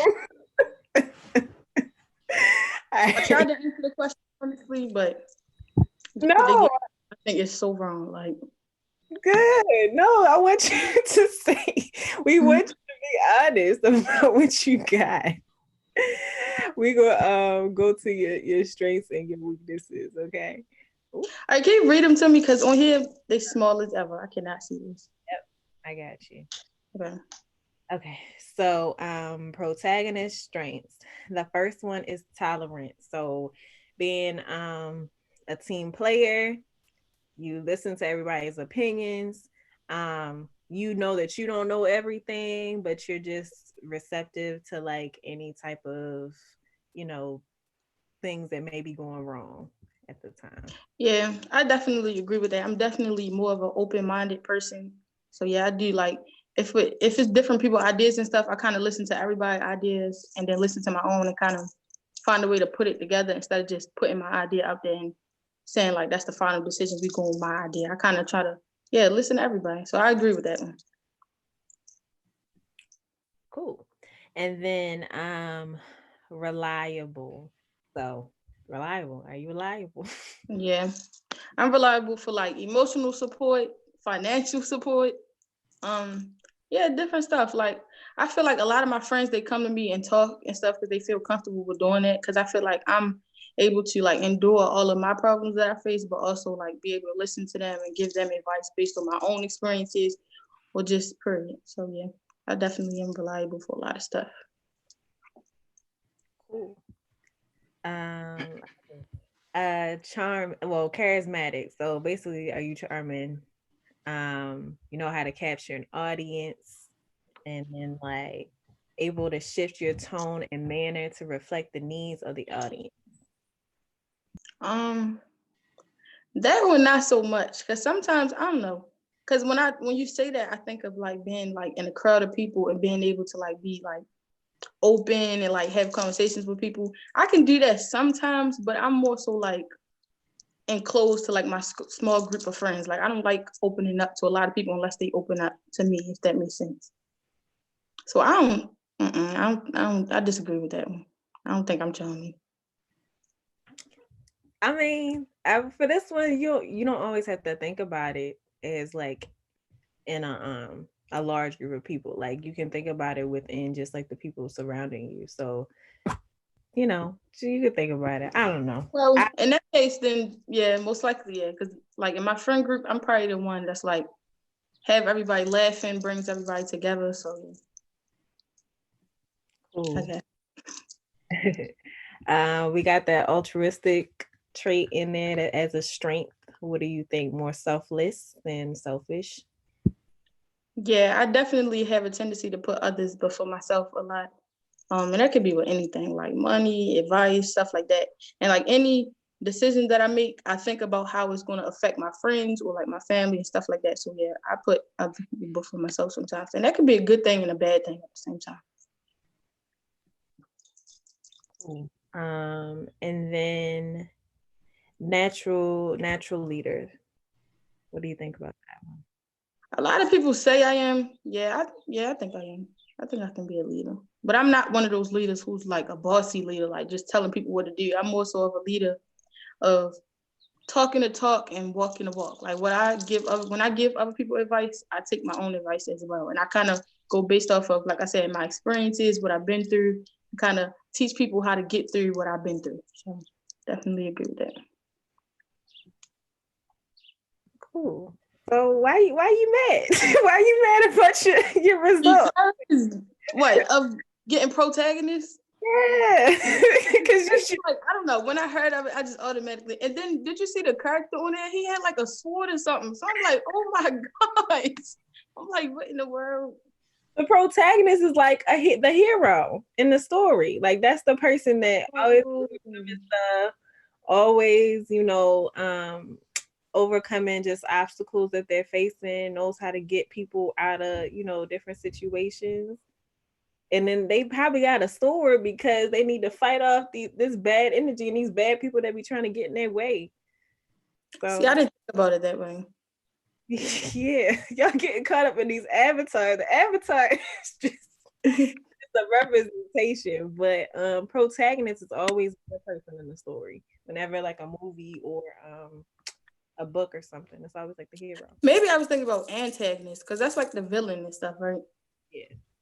Yeah, because I saw the sword and that's what happened. All right, so we're gonna talk through your weaknesses. Again, we're not gonna do all 5 of them, so maybe like 3 or 4 of them. So the first one is overly idealistic. So it can be caught off guard as they find that through circumstance or nature or simple misunderstanding, people fight against them and defy the principles that they've adopted.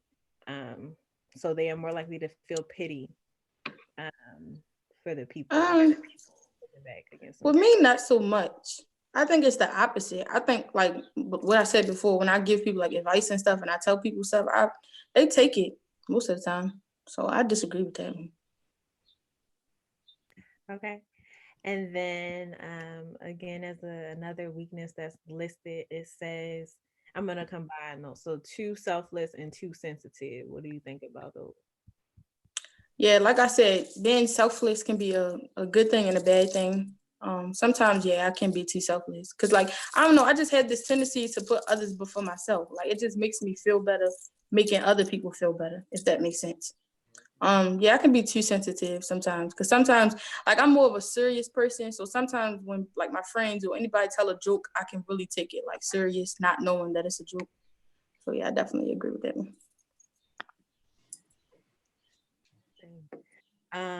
And then fluctuating self-esteem, and then struggle to make tough decisions. What about those?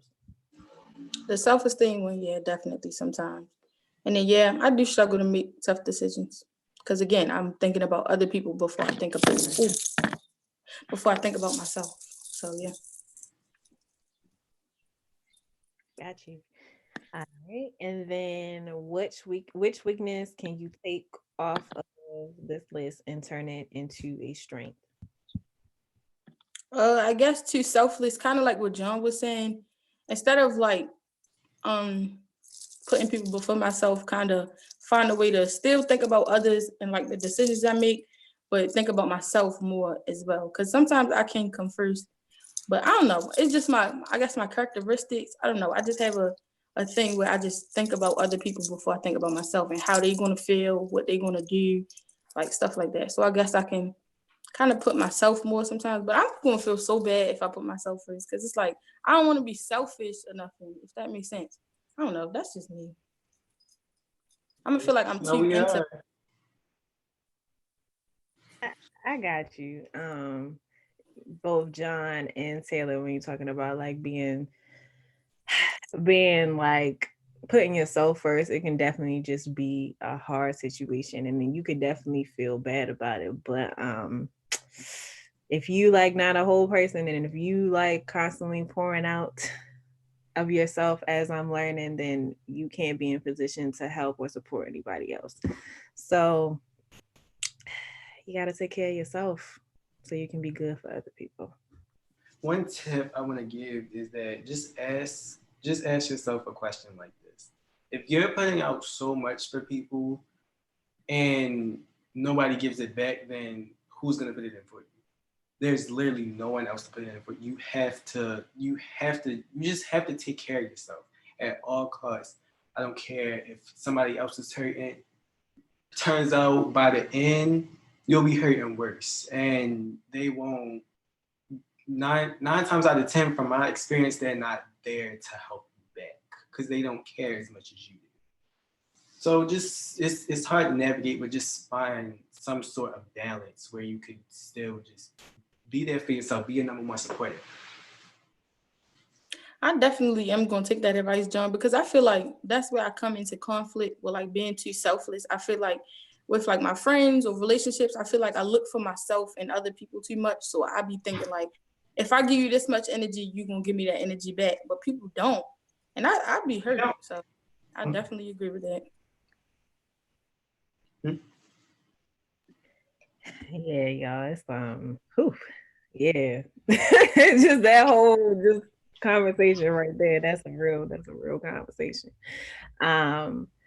So y'all, again, this test is the 16 personalities test. You can find it on 16personalities.com. And you can take it and you can email your results to yourself, and you can look at the different categories. So they have the strengths and weaknesses category, but they also have like romantic relationships, friendships. I think they have a work. Wait, don't get me the line. But they have a lot of sections that you can look through and kind of talk through yourself. Thank you, John, Taylor, and Amaya for coming on today and talking about your results and talking through your results, and also offering, how we can turn our weaknesses into our strengths. And then y'all know y'all gotta share y'all jewels, so we finna have 4. So Y'all did an amazing job. Ooh, Okay, go. I'll say don't try to take too much accountability for finding yourself too early on, because really you can find yourself at any age. It's a life process. So I would say yeah, just don't be too hard on yourself if you don't know exactly who you are or how you want to be, because it's stuff like this, like these kinds of personality tests that are like they help to guide you, but like ultimately you have to find it out yourself. And it could be a whole life thing, but you have to just let things go how they want to. Just let things fall where they fall, basically. I like that. I agree.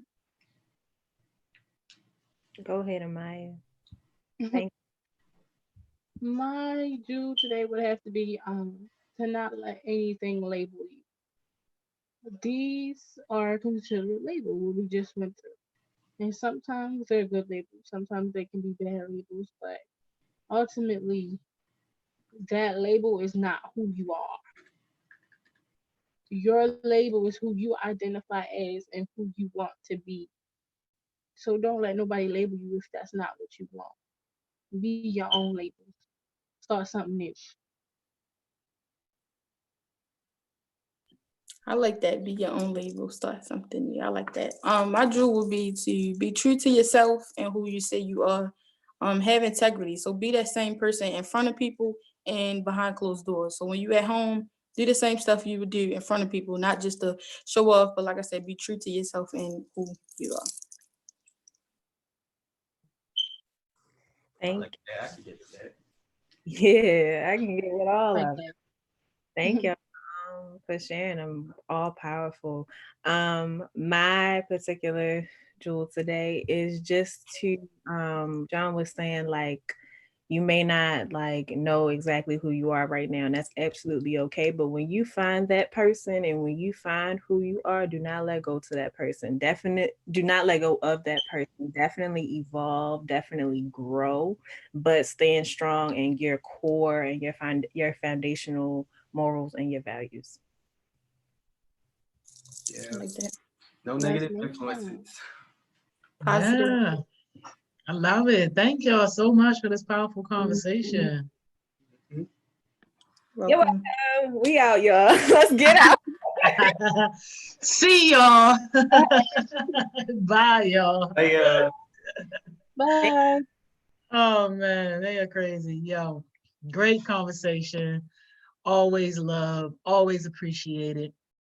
It was really, really cool to see, just everybody's different personality and just kind of, having them break down that stuff. But one thing that I will say, like on that last note, in terms of, like giving too much of yourself, like, yo, don't give nothing away that you can't afford to not get back. So, example, somebody asks you to borrow $50. If that $50 is going to break you, do not lend them that $50. Like, just don't do it. Like, it's not worth the emotional, mental, and potentially financial stress that you're going to put yourself under. And that same thing with energy. If you know that you need your energy to be matched and you need your energy to come back to you to help and fill you up, then don't use it on somebody who is incapable of doing that or who's not going to be able to do that for you. Like, just don't do it, man. And that should go for everything. That should go for your time. That should go for your money. And that should go for your energy. If you can't afford to live without it, then don't put it out there. Keep your reserve on what you need. When people ask me for stuff, if I can't afford to be without it, then the answer is no. Sometimes the answer might be no, just because I want to say no, because you're being a bum about it or whatever the case. But for the most part, if I can't afford to live without it, then I'm going to say no. So when people don't give it back to me or don't reciprocate, I'm not left broken. I'm not left in a bad place. I've still done my job of taking care of myself and not putting that on somebody else. So that's where I'm going to leave that comment in terms of that situation. And absolutely, Keon, yeah, and it's crazy. Why put yourself in a situation like that and just be all stressed about it and then blaming somebody else or blaming the situation for you being stressed? No, you got to blame yourself sometimes. And you do got to take self accountability for the situations that you are putting yourself in, because it ain't got to be like that. Sometimes you can just avoid the situation. Right? How about that? How about just avoid the situation? Right? Naeem, yeah, especially when they unworthy all the time, for sure. So, but that's it, y'all. We've had another great day of success sessions. I mean, like from the top to the bottom, every single session was a winner. Special shout out to Mr. Bish today, because he absolutely brought all the fire, all the heat. And y'all know leadership is like one of my favorite topics. So for him to hit so hard on some of those leadership concepts, man, I'm here for it all day. But y'all already know what it is, y'all. Tell a friend to tell a friend. Success sessions, man. You want to be successful? Like, this is where you start. Like, this is where you be when you trying to be successful, when you want more in life, yo. This is where you can start. So, do somebody a favor and tell them to get here and stay here and do what they need to do to grow here. So the opportunity that I talked to you guys about yesterday, to be able to design the virtual platform for YouthWorks, I think I got maybe 2 more spots left. So if you guys refer anybody, let me know and I'll put them in. But I'm definitely looking for people who are honest enough to be able to do the work, track their own time. And the only really like hard requirement is that they have had to already participated in YouthWorks before or be signed up to participate in YouthWorks this year. All right. And what's today? Thursday. Y'all already know Thriving Thursdays, y'all. So if you hanging out with us for Thriving Thursdays, I will see you tonight right here at 6 o'clock. Bring all the topics and stuff that y'all want to talk about. I know one of the topics we're going to talk about for sure, is this whole idea of having multiple streams of income. So shout out to Chaos Smoothies for that topic. So we want to make sure that we cover that topic. And Saturday too, y'all, this talent show, they asked me to host. So I'm already debating on whether or not I'm gonna bring out the speakers that's going to like tear the whole city up, or I'm just gonna, go ahead and play with the little baby speakers. But I gotta get all of the clean music and stuff like that together, because yeah, we ain't gonna be able to do none of that stuff like how we do on Friday nights. On this one, ain't gonna be no cuss words slipping through on that. So yeah, watch out for that. Any artists, anybody with any type of talent, it don't matter what kind of talent you have, you can be on this talent show. So I think it might be like 4 or 5 more slots left for people to sign up for that talent show. I posted it on my story, so make sure you DM JHU Connects. Yo, we need all the poets, we need all the rappers, we need all the singers, and it's cash prizes. And y'all can hit up Chaos Smoothies. Thank you. Y'all can hit up Chaos Smoothies if y'all need help getting signed up. But any and everybody that got talent, y'all, make sure they sign up. This is easy money. This is easy money. Like, yo, if you say you really about it with your craft, come on here, show your craft, and get this money. Get this money and bring all your friends and all that stuff so that we can show them big love and big support. This is going to be on Saturday night, y'all, from 6 to 8. Y'all already know how I do with the apple cider and all that. So we gonna get it for real.